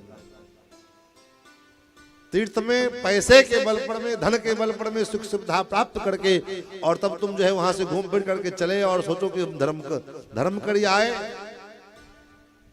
असंभव है। तुम्हारा जितना तुमने धर्म नहीं किया उससे ज्यादा अधर्म हो गया। तीर्थ तो साधना की भूमि है, जहां साधना करने के लिए आया। महाराज सूतमागध संबाधा श्रीमती लतुल प्रभाम उच्चाटालत ध्वजवती सदग्नि सदसंकुला। स्तुति पाठ करने वाले सूत मागध बंदीजन और बड़े बड़े अट्टालिकाएं, बड़े बड़े ध्वज चारों तरफ लगे हैं। और शतग्नि, जिसको आज की भाषा में तोप कहते हैं, तोप के युद्ध में प्रयोग होता है, ऐसे उसको शतग्नि कहते हैं। मतलब एक बार में गोला दगे तो सैकड़ों लोग एक बार में समाप्त। ऐसे शतग्नि से युक्त वो जो है परकोटा, सैकड़ों परकोटे ऊपर में जो है शतग्नियां लगे हुए हैं। और सुंदर दुर्ग है, सुंदर परिखा है और चारों तरफ दिव्य वातावरण उस अयोध्या में। तस्याम पूर्याम अयोध्यायाम वेदविद सर्व संग्रह। ऐसी उस अयोध्यापुरी में एक राजा है। कैसे राजा है? बोले दीर्घदर्शी महातेज पौरजान पद प्रिय। दीर्घदर्शी है, महातेज से संपन्न है और वेदविद है, वेद को जानने वाला, वेदों का अध्ययन करने वाला है। महाराज अब विचार करो, दशरथ जी को कौन सा पुरोहिताई करना था, जजमानी चलानी थी कि उनको वेद पढ़ने की जरूरत था। लेकिन हमारी सनातन शिक्षा परंपरा ही यही है। उस जमाने में एक कॉन्वेंट और ये इंग्लिश मीडियम और फलना मीडियम था ही नहीं। हमारी सनातन शिक्षा परंपरा ही यही था। सांगो पांग साक जो है चारों वेदों का अध्ययन, न चारों वेदों का तो कम से कम अपने शाखा, अपने गोत्र प्रवण के अनुसार अपनी शाखा के वेदों का सांगोपांग अध्ययन, ये प्रत्येक मनुष्य का कर्तव्य, ब्राह्मण क्षत्रिय वैश्य का कर्तव्य, ये नियम था। और तब हमारा भारत विश्व गुरु कहलाता था। आज कहते हैं कि भारत डेवलप कर रहा है, विकास के रास्ते पर भारत जा रहा है। ये वो भारत है जिन भारत में सोना चांदी से जो है हमारे गाय के श्रृंग को और खुड़ को चांदी से मड़वा करके दान किए जाते थे, हाथी के हौदे से सोने चांदी के हुआ करते थे। ये वो भारत था जिस भारत में सोना चांदी मनुष्यों की कौन कहे, पशु पक्षी भी, पशु भी पहना करते थे। और आज बोले आज हमारी मानसिकता इतनी गिर गई कि महाराज कहीं जाओ तो चप्पल तक की चोरी हम कर लेते हैं और हम कहते हैं भारत विकसित हो रहा है, भारत विकास कर रहा है। 10 रुपया कहीं गिर जाए, 10 मिनट बाद खोजने आओ तो वहां नहीं मिलेगा और उसमें हम कहते हैं भारत विकास कर रहा है। ये कैसा विकास है? ये विकास नहीं, ये विनाश है। महाराज ऐसे अयोध्यापुरी में इक्ष्वाकूणाम अतिरथो यज्वा धर्म परो वसी महर्षि कल्पो राजर्षिस्त्रिषु लोकेषु विस्तृता बलवान निहता मित्रो मित्रवान विजितेन्द्रियः धनस्यैव संचयैश्चान्ये सक्रे स्वे श्रवणोपमा। ऐसी अयोध्या जहाँ पर में जिस संपदा को देखकर, जिस वैभव को देख करके महाराज, जिस अयोध्यापुरी की शोभा और धन को देख करके दशरथ धन लखी धनद लजाए, कुबेर को भी लाज आ जाए। ऐसी अयोध्या और ऐसी अयोध्यापुरी में महाराज दीर्घदर्शी महातेजा, दीर्घ काल तक का सोचने वाला, महान तेज से संपन्न महर्षि कल्प, राजर्षि कल्प श्री दशरथ जी महाराज निवास करते, जिनके विषय में महाराज यथा दशरथो राजा लोकस्य परिरक्षिता यथा मनुर्महातेजा लोकस्य परिरक्षिता। जैसे मनु जी ने अयोध्यापुरी का निर्माण करके अयोध्या की प्रजाओं को बसा करके और उनका जो है पालन पोषण किया, ऐसे अयोध्यापुरी, उस अयोध्यापुरी के राजा बंदो अवधपुरी रघुकुल मणिरा, अवधपुरी रघुकुल मणिरा, अवधपुरी रघुकुल मणिरा, अवधपुरी रघुकुल मणिरा। वेद विदित तेहि दशरथ नाम, वेद विदित तेहि दशरथ नाम, वेद विदित तेहि दशरथ नाम, वेद विदित तेहि दशरथ नाम। धर्म धोरंधर गुणनिधि ज्ञानी, धर्म धुरंधर गुणनिधि ज्ञानी, धर्म धुरंधर गुणनिधि ज्ञानी, धर्म धुरंधर गुणनिधि ज्ञानी। हृदय भगति मति सारंग पानी,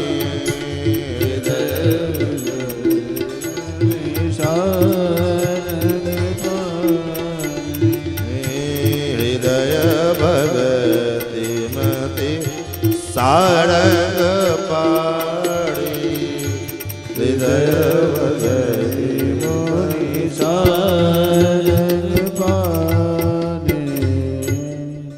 महाराज अवधपुरी रघुकुल मणिराव, रघुकुल के मणि है महाराज।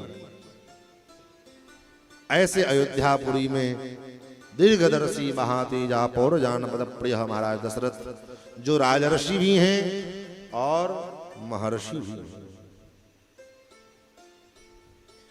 मतलब क्या है, पूरे परिवार में समाज में रहते हुए भी इनके मन में इतना भक्ति है भगवान के प्रति, इतना भक्ति भरा हुआ है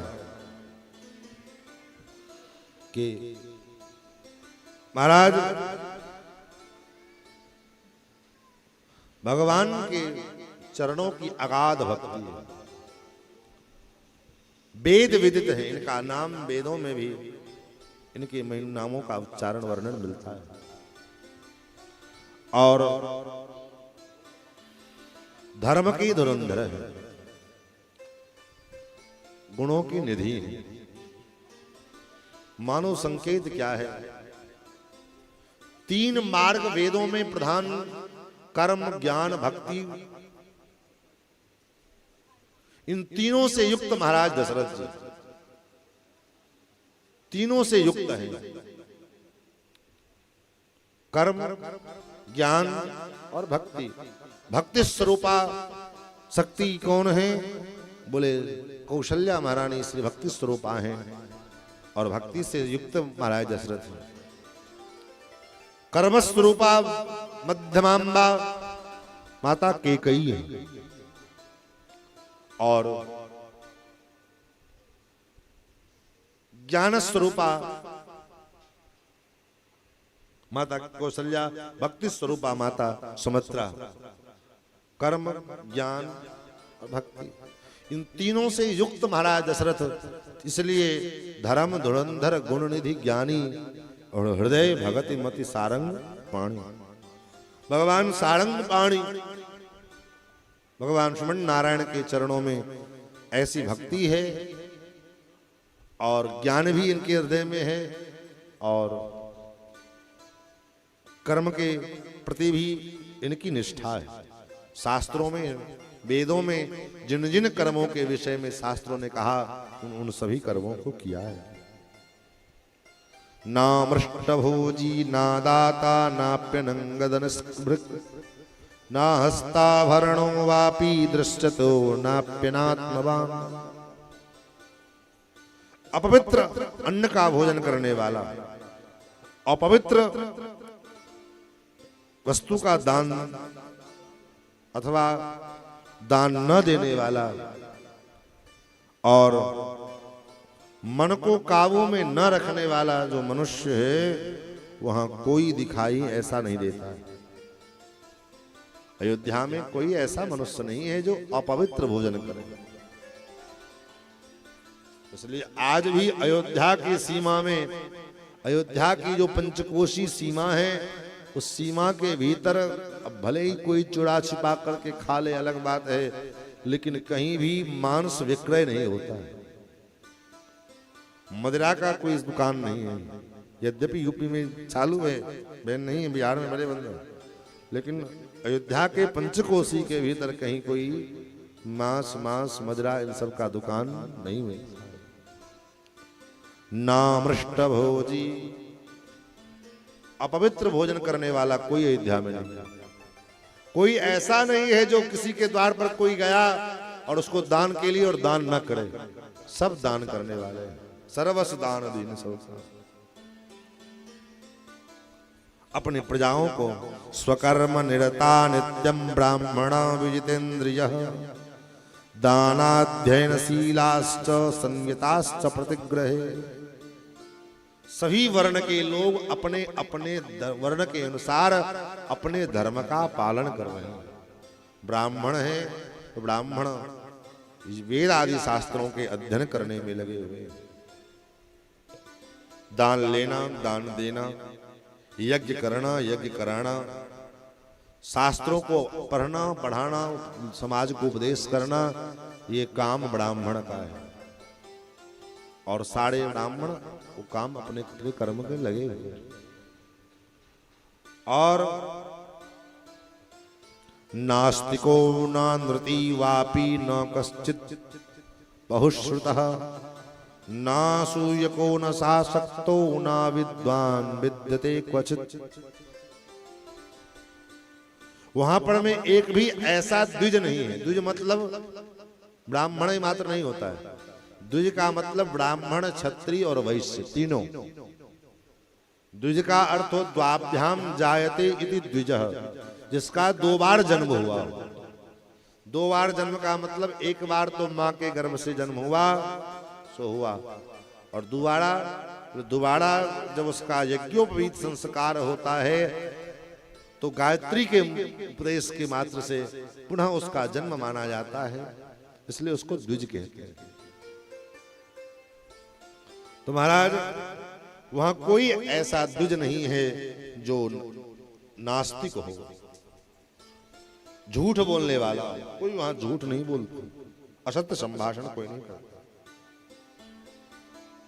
और न षडंग विदत्रास्ति न व्रतो न सहस्रदः न दीनः क्षिप्तचित्तो वा व्यथितो वापि कश्चन। उस अयोध्यापुरी में वेदों के 6 अंगों के सहित वेद को जानने वाला, व्रतहीन, वेदों को न जानने वाला व्रतहीन, ऐसा कोई ब्राह्मण नहीं जो अपने वेद के जो 6 अंग हैं, ज्योतिष, जागरण, शिक्षा, कल्प आदि जो वेदों के अंग हैं, इन अंगों सहित वेदों का अध्ययन न करने वाला ब्राह्मण ऐसा कोई है ही नहीं अयोध्यापुरी में।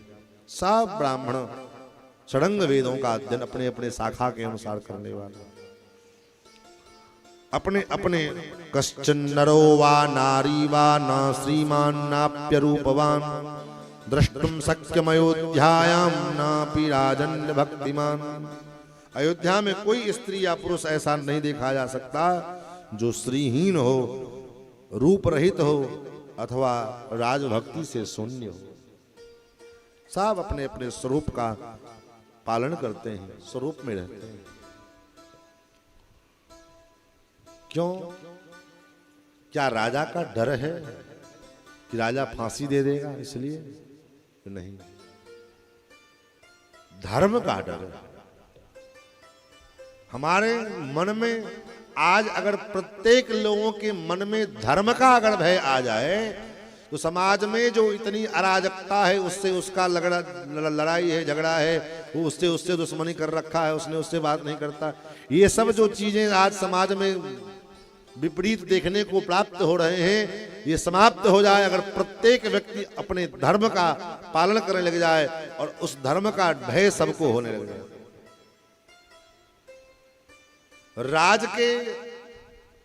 राज सत्ता के डर से धर्म का पालन नहीं हो सकता है। राजतंत्र का कितना देर भय होगा? अगर राजतंत्र का अगर भय से अगर धर्म का पालन होता तो आज पूरे देश भर में कहीं पर में किसी का कोई मर्डर नहीं कर सकता था। क्यों? क्योंकि राजतंत्र का ऐसा दुरुपयोग होता है। एक चुटकुला आपको सुना दें, हालांकि यद्यपि हमारा अभ्यास नहीं चुटकुला सुनाने का। एक जंगल में महाराज सारे हाथी भाग रहे थे, क्योंकि हाथियों को पकड़ करके जो है जू में, चिड़ियाघर में डालने का जो है आदेश हुआ राजाज्ञा। जितने हाथी थे सब भाग रहे थे, उसी में एक भैंस भी भाग रहा था। भैंसा, हाथी ने पूछा, भाई तुम क्यों भाग रहे हो? आदेश तो हाथियों के पकड़ने का हुआ है, तुम काहे को भाग रहे हो? बोले भले ही आदेश हाथियों के पकड़ने का हुआ है, लेकिन तुम और हम दिखते एक जैसे हैं, तुम भी काले हम भी काले, और पकड़े जाएंगे। निर्णय तो बाद में होगा कि हम जो है भैंस हैं कि हाथी हैं, और यही निर्णय होने में 6 साल 7 साल 10 साल बीत जाएंगे कि हम भैंस, हाथी नहीं हम भैंस हैं। तो भारत का जो है लोकतंत्र, भारत का न्यायपालिका, भारत का न्यायतंत्र तो ऐसा है, यही साबित करने में लग जाता है कि अपराधी है कि नहीं है। 6 साल 10 साल अपराधी महाराज बूढ़ा हो गया, मर गया, तब तक उसका केस चलता रहता है, पता ही नहीं चला महाराज की जो है वो अपराधी था कि मर गया, नहीं था। अपराधी का अपराध सिद्ध होने में ही वर्षों बीत जाते हैं, तब तक वो अपराधी खुलेआम घूमता रहता है, फिर अपना अपराध करता रहता है। तो भारत की ये व्यवस्था है, कानून व्यवस्था। तो यहाँ पे कानून के भय से, राजतंत्र के, सत्ता के जो है संविधान के भय से अगर समाज में शांति व्यवस्था की जो है बात करना, ये लोहे के चने चबाने की बराबर है, ये संभव नहीं। यहां तो महाराज अपराधी खुलेआम घूमता है और बेचारे निरपराधी जिस कारणवश अकारणवश, हमारे अयोध्या में हमारे गुरुजी थे जो है श्री राम प्रसाद मिश्र, जो श्रीनिवास बोधायन संस्कृत महाविद्यालय के प्रधानाचार्य थे और वो इतने सीधे महापुरुष थे, इतने उच्च कोटि के विद्वान और इतने सीधे महापुरुष कि उनको मच्छर भी काटता रहे तो हम लोग कहें गुरुजी मच्छर के रहे तो कोई बात नहीं, रहने दीजिए, हम लोगों से भी रहने दीजिए, पढ़ लीजिए, मैंने तुम तराक करके कभी बात नहीं करते, इतने सीधे महापुरुष। और ऐसे महापुरुष को महाराज मर्डर का इल्जाम लगाया गया, बेचारे 1 महीने तक जो है जेल में बंद रहे, केवल मूढ़ी चूड़ा खा करके, कुछ खाते नहीं थे, नियम के पक्के थे, सिद्धांत थे। 1 महीने बाद उनका बेल हुआ तो बाहर निकले और बाद में मुकदमा चला तो पता लगा वो तो निरपराधी थे, अब बेचारे। तो ऐसे ऐसे कानून व्यवस्था हमारे देश में है। आपके ऊपर किसी ने मुकदमा दर्ज कर दिया कि इसने हमको इस ऐसा नाम जाति का कह करके संबोधित किया है, तो मुकदमा तो बाद में होगी, सजा तो पहले बाद में होगी, पहले आप जेल चलो। तो इस प्रकार से भारत के संविधान में, भारत के कानून व्यवस्था के माध्यम से अगर समाज में शांति की व्यवस्था हम कल्पना करें तो ये लोहे की चने चबाने के बराबर है। तब बोले धर्म का भय,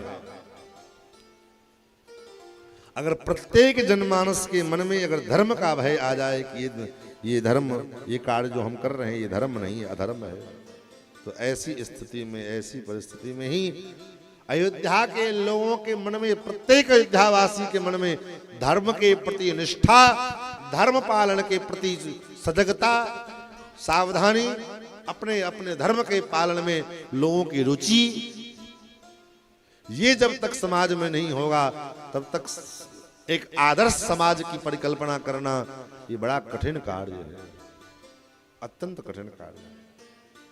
प्रत्येक प्राणी अपने अपने स्वरूप का, अपने धर्म का पालन करने लगा।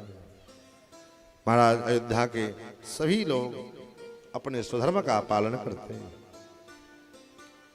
ऐसी अयोध्या और अयोध्या के चक्रवर्ती सम्राट महाराज दशरथ, तस्यामाद्यं गुणैरासन्निक्ष्वाको सुमनात्मना मंत्रज्ञाश्चेंगितज्ञाश्च नित्यं प्रियहिते रताः। इक्ष्वाकु वंश की महामन महाराज दशरथ के मंत्री जनोचित जो है गुणों से सम्मान संपन्न 8 महामंत्री, जो एक मंत्री का गुण होना चाहिए, उस गुणों से युक्त 8 महामंत्री। कौन? दृष्टि, जयंतो विजयः, सुराष्ट्रो राष्ट्रवर्धनः, अकोपो धर्मपालाश्च, सुमंत्रश्चाष्टमोऽर्थवित्। 8 महामंत्रियां, दृष्टि, जयंत, विजय, सुकोप, सुराष्ट्र, राष्ट्रवर्धन, धर्मपाल और सुमंत्र, ये 8 महामंत्री महाराज दशरथ के। और इसी प्रकार से महाराज के ऋत्विज, जो हमेशा महाराज के यज्ञ याग आदि कर्म का संपादन करने वाले ऋत्विज हैं, वो भी कौन है? कोई साधारण नहीं। वशिष्ठो वामदेवश्च,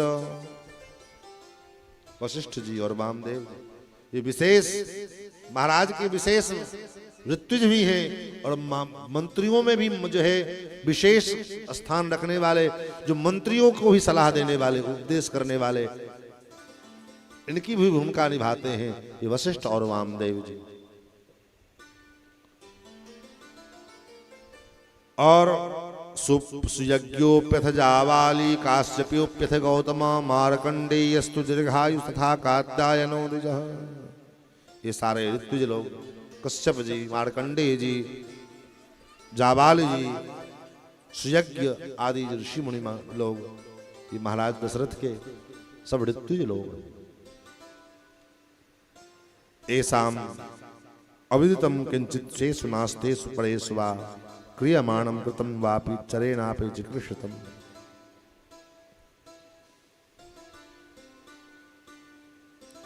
महाराज का गुप्तचर इतना प्रबल है कि महाराज के जो शत्रु पक्ष हैं, उन शत्रु पक्ष के बात महाराज से छिपी नहीं जाती। ऐसे अयोध्या महाराज इस प्रकार तस्य चैवं प्रभावस्य धर्मज्ञस्य महात्मना, दिग दिगंत में महाराज दशरथ की व्याख्याति व्याप्त है। महाराज के जीवन के 60,000 वर्ष व्यतीत हो गए, लेकिन महाराज को कोई संतान नहीं। आज के समय से कहें तो 60 वर्ष जीवन के बीत गए, लेकिन महाराज के मन में कभी कोई लालसा भी नहीं, कोई लालसा भी उत्पन्न नहीं हुई कि हमें कोई संतान है नहीं है, अथवा मन में जो है कामना हो कि मुझे बेटा नहीं बेटा मिल जाए, ऐसा कोई कौन काम। लेकिन एक दिन महारानी अरुंधति मां ने विचार किया, महाराज दशरथ को कुछ संतान होना चाहिए, और ये लालसा कैसे उत्पन्न हो। महाराज अरुंधति ने मां अरुंधति ने वशिष्ठ जी से कहा, आपके समान योग्य समर्थ आचार्य के रहते हुए भी क्या महाराज दशरथ को लाल का दर्शन नहीं होगा? अवश्य होगा। कैसे होगा?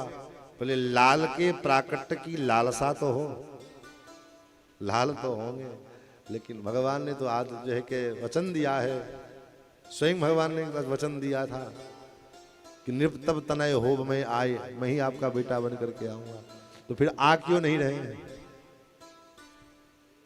भगवान जब कह चुके हैं कि हम आएंगे तो फिर आते क्यों नहीं है? आना चाहिए था। जीवन का इतना समय बीत गया, क्यों नहीं आए अभी तक? बोले इसलिए नहीं आए, भगवान भले ही वचन दिए हैं, लेकिन जब तक गुरु का आश्रय नहीं लेंगे तब तक भगवान भले वचन दिए हैं, उसके बाद भी बिना गुरु का आश्रय लिए भगवान की प्राप्ति संभव नहीं है। परेड है महाराज दशरथ, भगवान वचन दिए हुए, आप सरिस खोजो कहां जाई, नृपतब तनय होब में आई, मैं ही आपका बेटा बन करके आऊंगा। लेकिन फिर भी भगवान 60,000 वर्ष बीत गए, क्यों नहीं आए? बोले इसलिए नहीं आए कि अभी तक महाराज दशरथ गुरु जी के पास नहीं गए।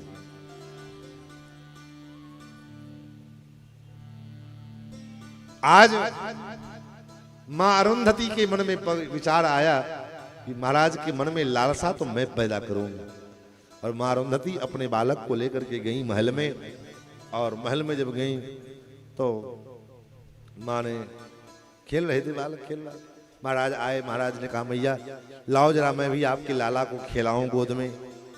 गोद में दिया, बालक रोने लगा। दशरथ जी ने पूछा मैया ये बालक रोने काहे को लगा? अभी तक तो कितना अच्छा खेल रहा था, मेरी गोद में आते रोने क्यों लगा? अरुंधति मां ने कहा राजन अगर आप बुरा न माने तो हम कहें? बोले हाँ आप कहो, आप तो मां हो, आपकी बात का क्या बुरा माने? राजन ये बालक इसलिए रो रहा है, ये बालक विचार कर रहा है कि अब तक तो इस सूर्य वंश के पुरोहित मेरे बाबा वशिष्ठ जी महाराज, लेकिन मेरा जजमान कौन होगा? मैं किसकी पुरोहिताई करूंगा, मेरा जजमान कौन होगा? इसलिए इस बालक के मन में ये सोच करके बालक रो पड़ा। आज वशिष्ठ जी के मन में लालसा उत्पन्न हुई, इसलिए मानस में गोस्वामी जी ने आज लिखा एक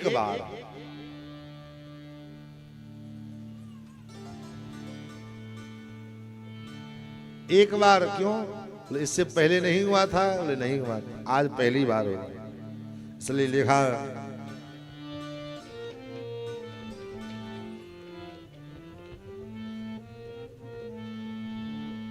एक बार भूपति मन माई, एक बार भूपति मन माई, एक बार भूपति मन माई, एक बार भूपति मन माई, भय गलान मोरे सुत नाई, भय गलान मोरे सुत नाई, एक बार भूपति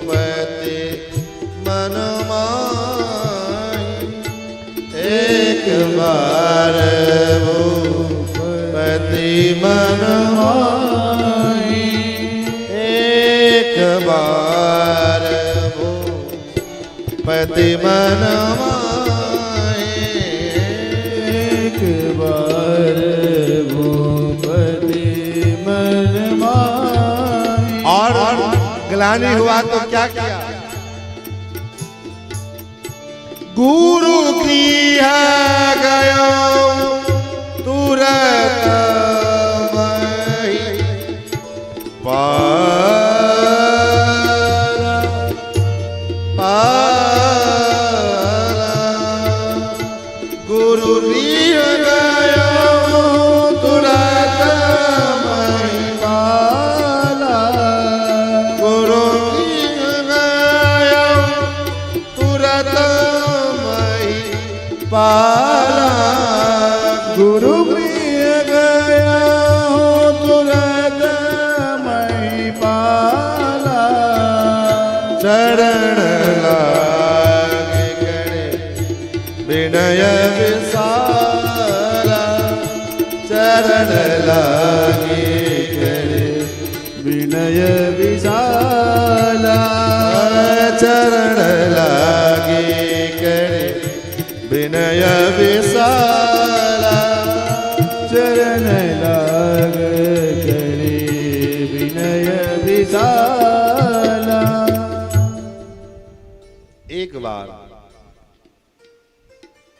इसका मतलब पहली बार, इससे पहले नहीं। भूपति मन माहि, मन में इच्छा हुई, भय गलान, ग्लानि हुआ, काहे को मोड़े सुत नाहि, मुझे कोई पुत्र नहीं, मेरे मोड़े सुत नाहि। इसका मतलब मुझ में कुछ कमी है, मेरे अंदर कोई कमी है। मेरी पत्नियां, मेरी रानियां तो बिल्कुल पुण्यात्मा है, बिल्कुल शुद्ध आत्मा है। मेरे अंदर कुछ कमी रह गई है, मोड़े, इसलिए मोड़े का भय गलान मोरे सुत नाहि। और गुरुजी के पास गए, गुरुजी से कहा, गुरुदेव लगता है मेरे अंदर कोई जरूर जो है अधर्म है, कोई न कोई पाप है जो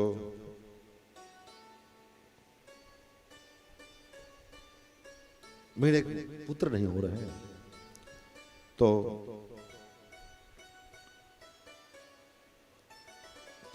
महाराज क्यों ना सुतार्थम बाजी मेधेन किमर्थम न यजाम्यहम्, क्यों ना अश्वमेध यज्ञ किया जाए, जिससे मेरा जो पुण्य है, मेरा पाप जो है, कुछ कोई अपराध हुआ होगा, अपराध नष्ट होगा। सुतार्थम, और पुत्र की प्राप्ति भी हो जाए।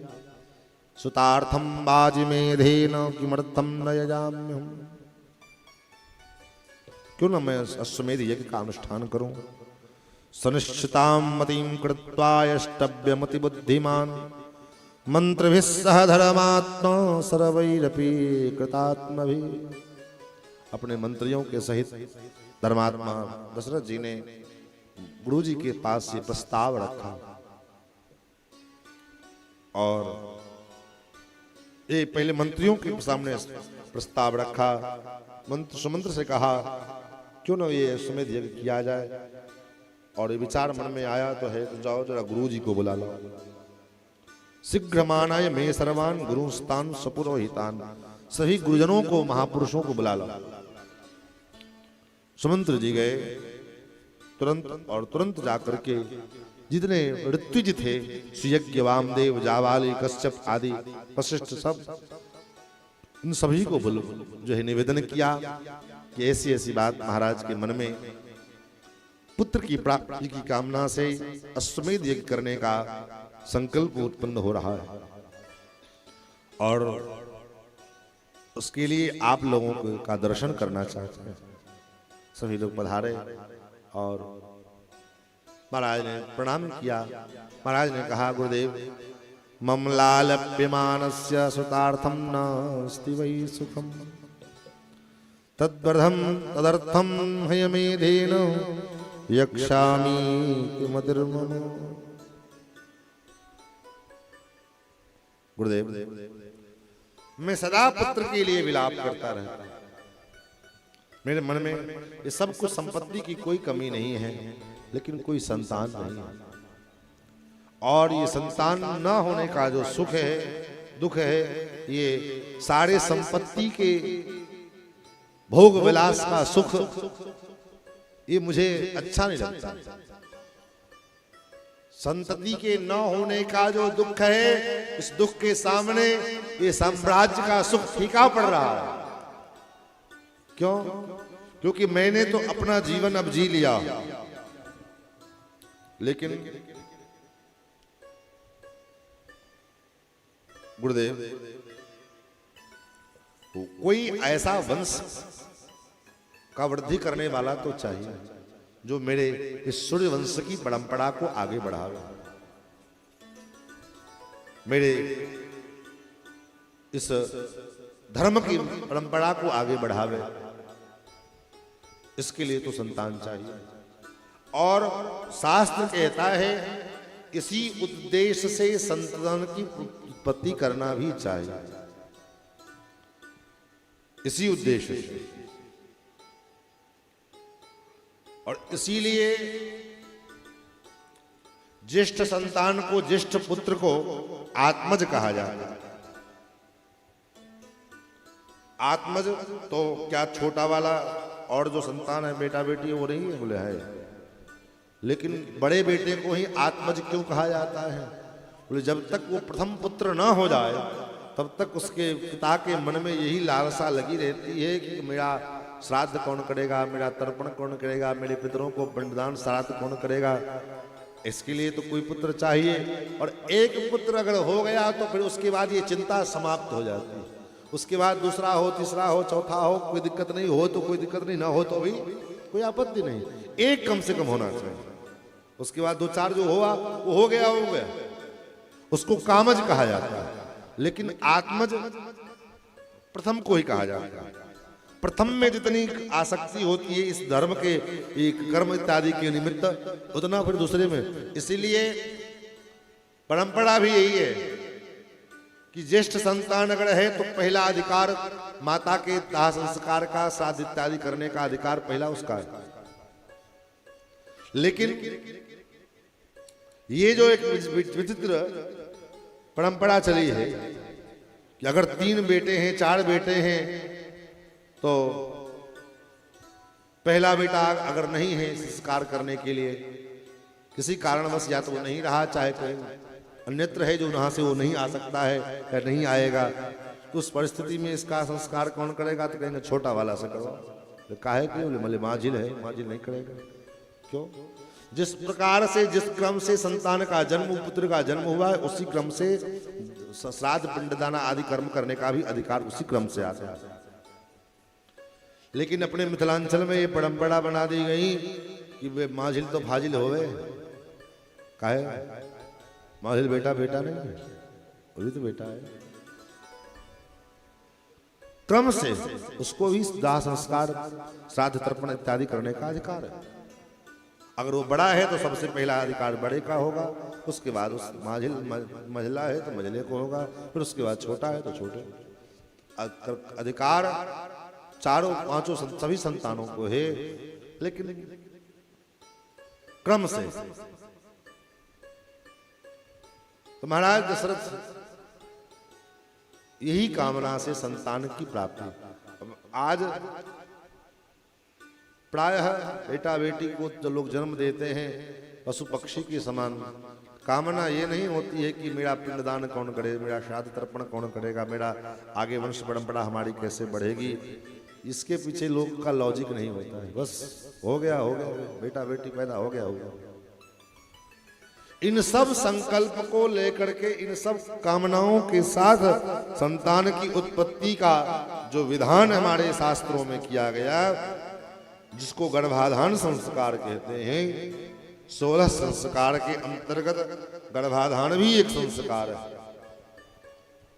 योग्य कुल की, अनुकूल गोत्र में जन्म लेने वाली कन्या के साथ उनका पाणी ग्रहण करके उसको भाड़िया के रूप में, पत्नी के रूप में स्वीकार करना और उसके साथ अनुकूल धर्म का वातावरण, धर्म का आचरण करते हुए जीवन जीना और उसी धर्म का आचरण करते हुए गृहस्थ धर्म का पालन करने के उद्देश्य से, अपने जो है वंश परंपरा को आगे बढ़ाने के उद्देश्य से, अपने पितरों का, अपने साध तर्पण का जो है कार्यक्रमों को करने के उद्देश्य से जो संतान उत्पत्ति करने के लिए गर्भाधान किया जाता है, उसका प्रभाव उस जातक पर, जन्म लेने वाले शिशु पर पड़ता है। और केवल काम वासना के क्रम में, चक्कर में संतान की उत्पत्ति हो गई तो हो गई, लेकिन वो उसी प्रकार की हो गई।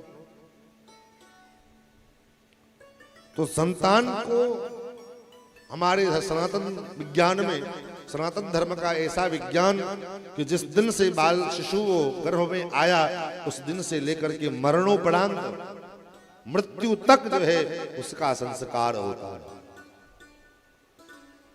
जन्म लेने की बात छोड़ दीजिए, गर्भ में जिस दिन वो आ गया, उस दिन से लेकर के जिस दिन वो उसका शरीर छूट जाएगा, मर जाएगा, वहां तक संस्कार का विधान है। जो है गर्भ में आना, उसका गर्भाधान, और संसार से जब चला जाता है जीव, उसके बाद जब उसको जो है शमशान में ले जाकर के जलाते हैं, उसको भी संस्कार कहा जाता है। उसको अंत्येष्टि संस्कार, दाह संस्कार। तो कहने का भाव, इस संस्कार का, हमारी परंपरा संस्कारों की परंपरा रही है। सनातन की परंपरा संस्कार की परंपरा है। और इस सनातन परंपरा में जन्म लेने के बाद अगर हमारे भीतर संस्कार उत्पन्न नहीं हुए, इसका मतलब, बोले इसका मतलब है कि सनातन में जन्म तो लिया, एक्सीडेंटल जन्म हो गया हमारा। होता ना, एक्सीडेंटल हिंदू, एक्सीडेंटल मुसलमान, एक्सीडेंटल सिख, ऐसे एक्सीडेंटल सनातनी हो गए। है, जन्म ले लिया, घर में हो गया, काम खत्म। लेकिन वो संस्कार अगर नहीं आया जीवन में, क्यों नहीं आया? बोले कहावत है, बाढ़े पूत पिता के धर्म में, पिता के धर्म से ही पिता पुत्र संतान की वृद्धि होती है। पिता के जीवन में अगर धर्म कर्म का अभाव है तो वंश बढ़ेगा भी तो कैसे बढ़ेगा? महाराज दशरथ जी ने पुत्र की कामना के लिए, अच्छा, जब भगवान कहे थे कि हम आएंगे तो भगवान के यहाँ दशरथ जी को बेटा, इतने क्या दशरथ जी पापी थे, उनको पुत्र नहीं हो रहा था? अगर पाप के कारण संतान उत्पत्ति में बाधा है तो क्या दशरथ जी पापी थे, उनको पुत्र नहीं हो रहा था? बोले नहीं नहीं, कभी कभी पुण्य भी बाधा बन जाता है। पाप ही नहीं, पुण्य भी बाधा बनता है। कैसे? बोले दशरथ जी का इतना जो है पुण्य था, इतने पुण्यात्मा है दशरथ जी कि दशरथ जी का बेटा बनने का सौभाग्य किसी जीव के बस में है ही नहीं। दशरथ जी का पुत्र बनने के लिए उस जीव का पुण्य, ऐसा पुण्यात्मा जीवात्मा भी तो होना चाहिए, तभी जो दशरथ जी का पुत्र बनेगा।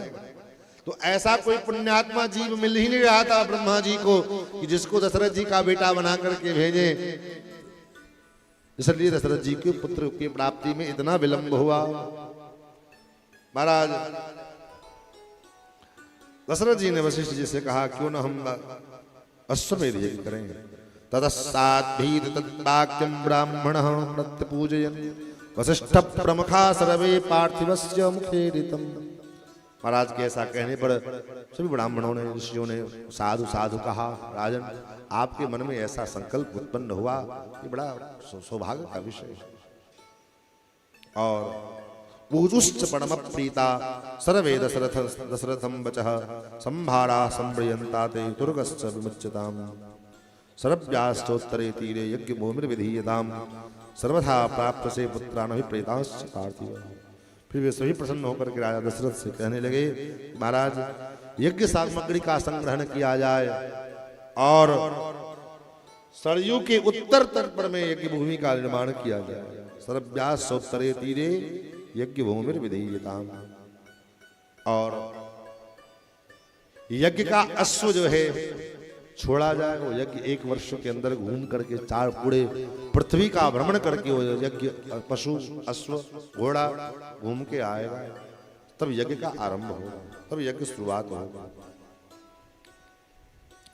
ततस्तुष्टो भवद्राजा श्रुत्वै तद्विज भाषितम् आमात्यान प्रविद्राजा हर्षाव्याकुललोचन संभारा संप्रियन्तामि गुरुणां वचनादिह समर्थाधिष्ठिताश्चास्व सोपाध्यायो विमुच्यताम्।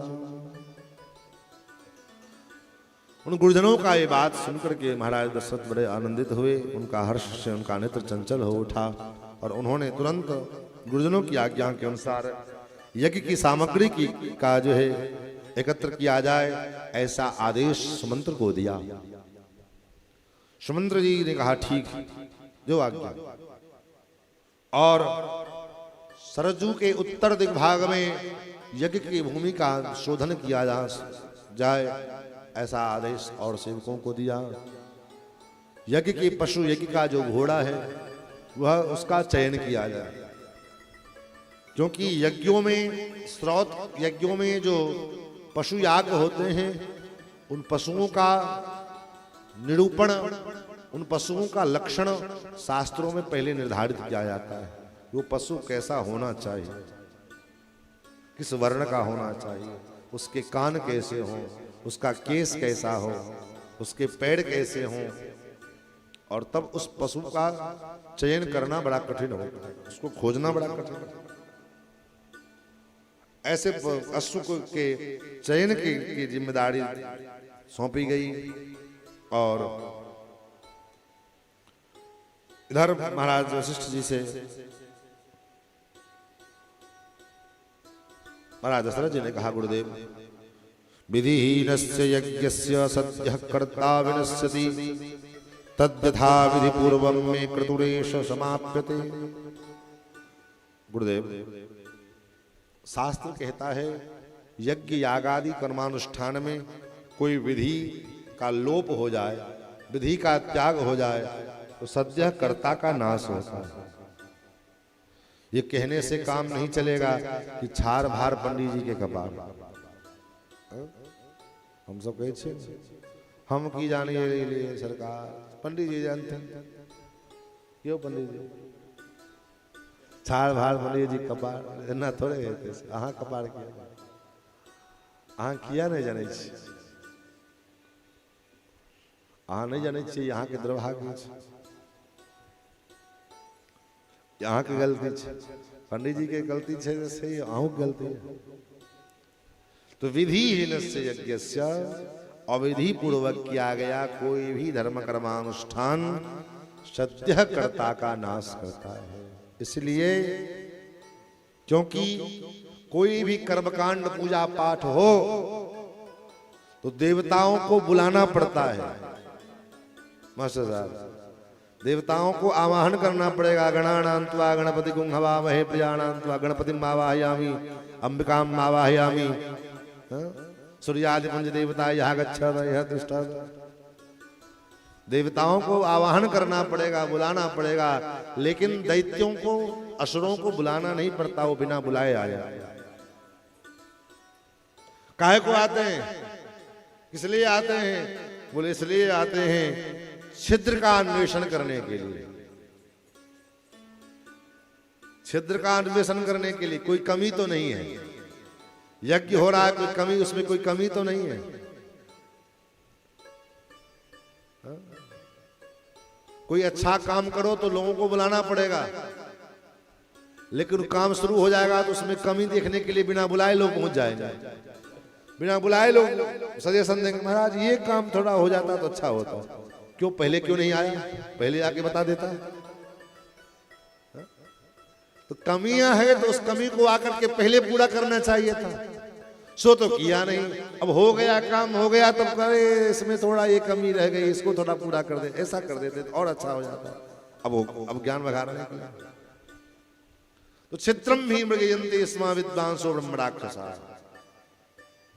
ऐसे राक्षस लोग आते हैं, छिद्र का अन्वेषण करते हैं और अगर कोई छिद्र मिल जाए तो यज्ञ का विनाश कर देते हैं, उटपटांग जो है उपद्रव मचाएंगे। इसलिए गुरुदेव आप ये जिम्मेदारी लें, यज्ञ में किसी भी प्रकार का कोई भी तद्यथा विधि पूर्वम में कृतुरेश समाप्यते तथा विधानम क्रियताम समर्था साधन स्वती।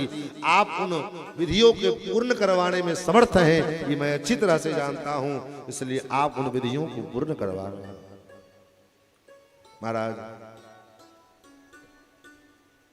आयोजन का कार्य शुरू हुआ, तो आयोजन के कार्य शुरू हुए महाराज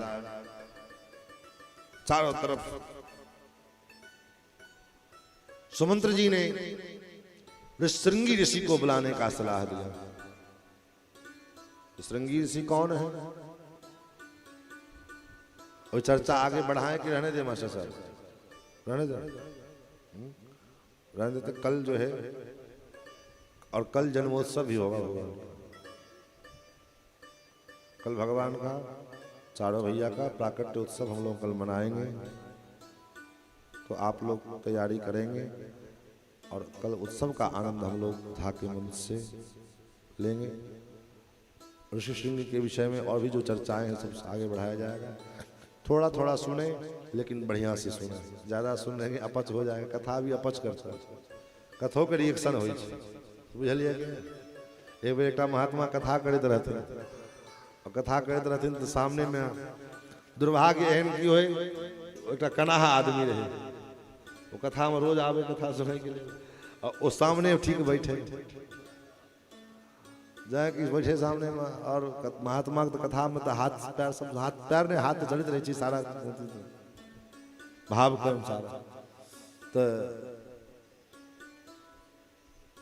महात्मा जी चौपाई कहलखिन, जिन हरि कथा सुनी नहीं काना,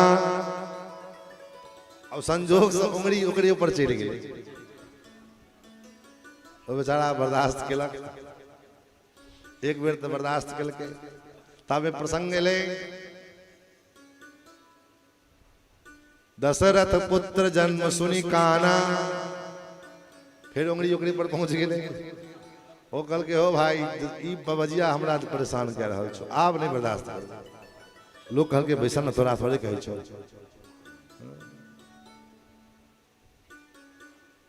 तामे फिर प्रसंग ले कोनो एहन जे ओइमे काना शब्द के प्रयोग है पहले, और उंगली संजोग से फिर ओकरे पर पहुंच गए। आप तो ननो हाथ कूदा लागले, हमरा ई जैन बुझ के खिसियाबै। ई रामचरित मानस में कतो एते बार बार काना काना प्रयोग, खाली कानेटा प्रयोग और कोनो शब्द नहीं छै। तो कखनो काल कथो रिएक्शन करे छथिन, ताहि दुआरे विशेष सुननाइ ठीक नहि। आओ दुबेर भगवान नाम संकीर्तन करी और आरती पुनः कल भगवान के जन्मोत्सव के साथ साथ हम सब कथा के आनंद ले। श्री सीतारामचंद्र भगवान की जय, श्री अयोध्यानाथ भगवान की जय।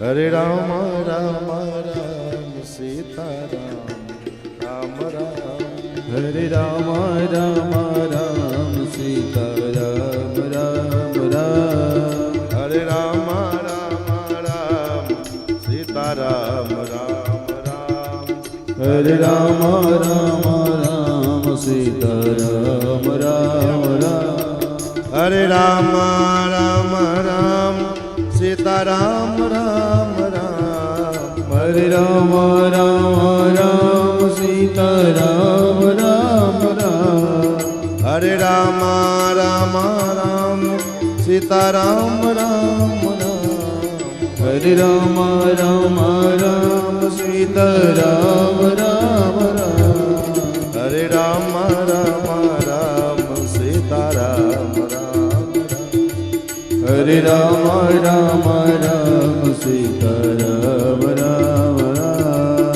हरे राम राम राम सीता राम राम राम, हरे राम राम राम सीता राम राम राम, हरे राम राम राम सीता राम राम राम, हरे राम राम राम सीता राम राम राम। श्री सीता रामचंद्र भगवान की जय, श्री अयोध्यानाथ भगवान की जय। ओम चंद्रमा मनसो जात सजो सूरजो अजायत श्रोत्राद्वाय सुप्राण समुखाद अग्निरजायत। और आरती रघुवर लाल की सवरिया नैन विशाल के। आरती रघुवर लाल की सवरिया नैन विशाल की। आरती रघुवर लाल की सवरिया नैन विशाल की। आरती रघुवर लाला की सवरिया नैन विशाला की। कमर कल धनुष बाण धारे कमर कल धनुष बाण चाले। सलोनी नैना रत्नारे सलोनी नैना रत्नारे। छवि लकी कोटि का मुहारे अरे छवि लकी कोटि का मुहारे।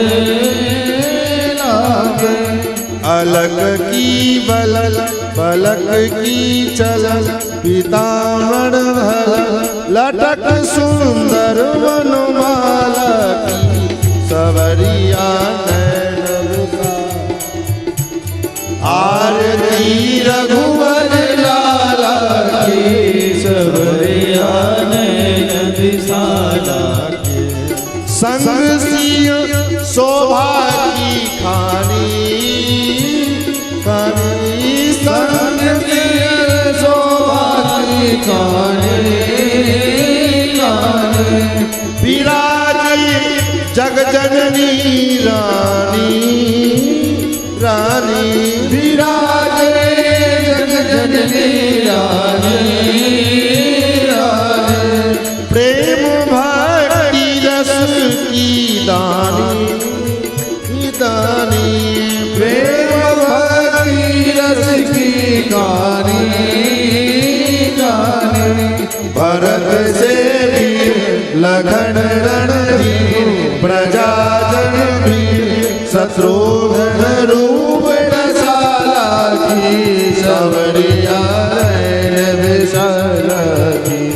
आरती रघुवर लाला की सवरिया नैन विशाला की।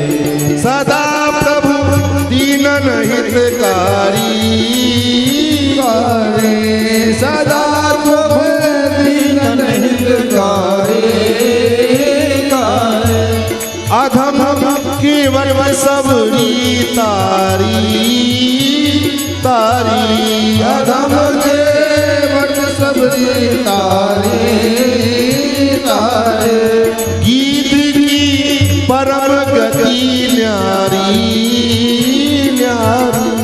गीत की परम गति न्यारी न्यारी। सुरन को कौशलाधीश रक्ष जगति शंभु हृदय सुख पाला की। सवरिया नैन विशाला की। आरती रघुवर लाला की सवरिया नैन विशाला की। चरण चापत अंजन को लाला। चरण चापत अंजन को लाला। प्रेम रस पाटत दीन दयाल दयाल। प्रेम रस पाटत दीन दयाल दयाल। पुरस रही पुष्पों की जयमाल जयमाल। बरस रही पुष्पों की जयमाल जयमाल। भगत भैर सदा सुख करो दीन दे सरो। जानकी नाथ कृपाला की सवरिया नैन विशाला की। आरती रघुवर लाला की सवरिया नैन विशाला की। सवरिया नैन विशाला की सवरिया नैन विशाला की इदं मारणं कुमुदाय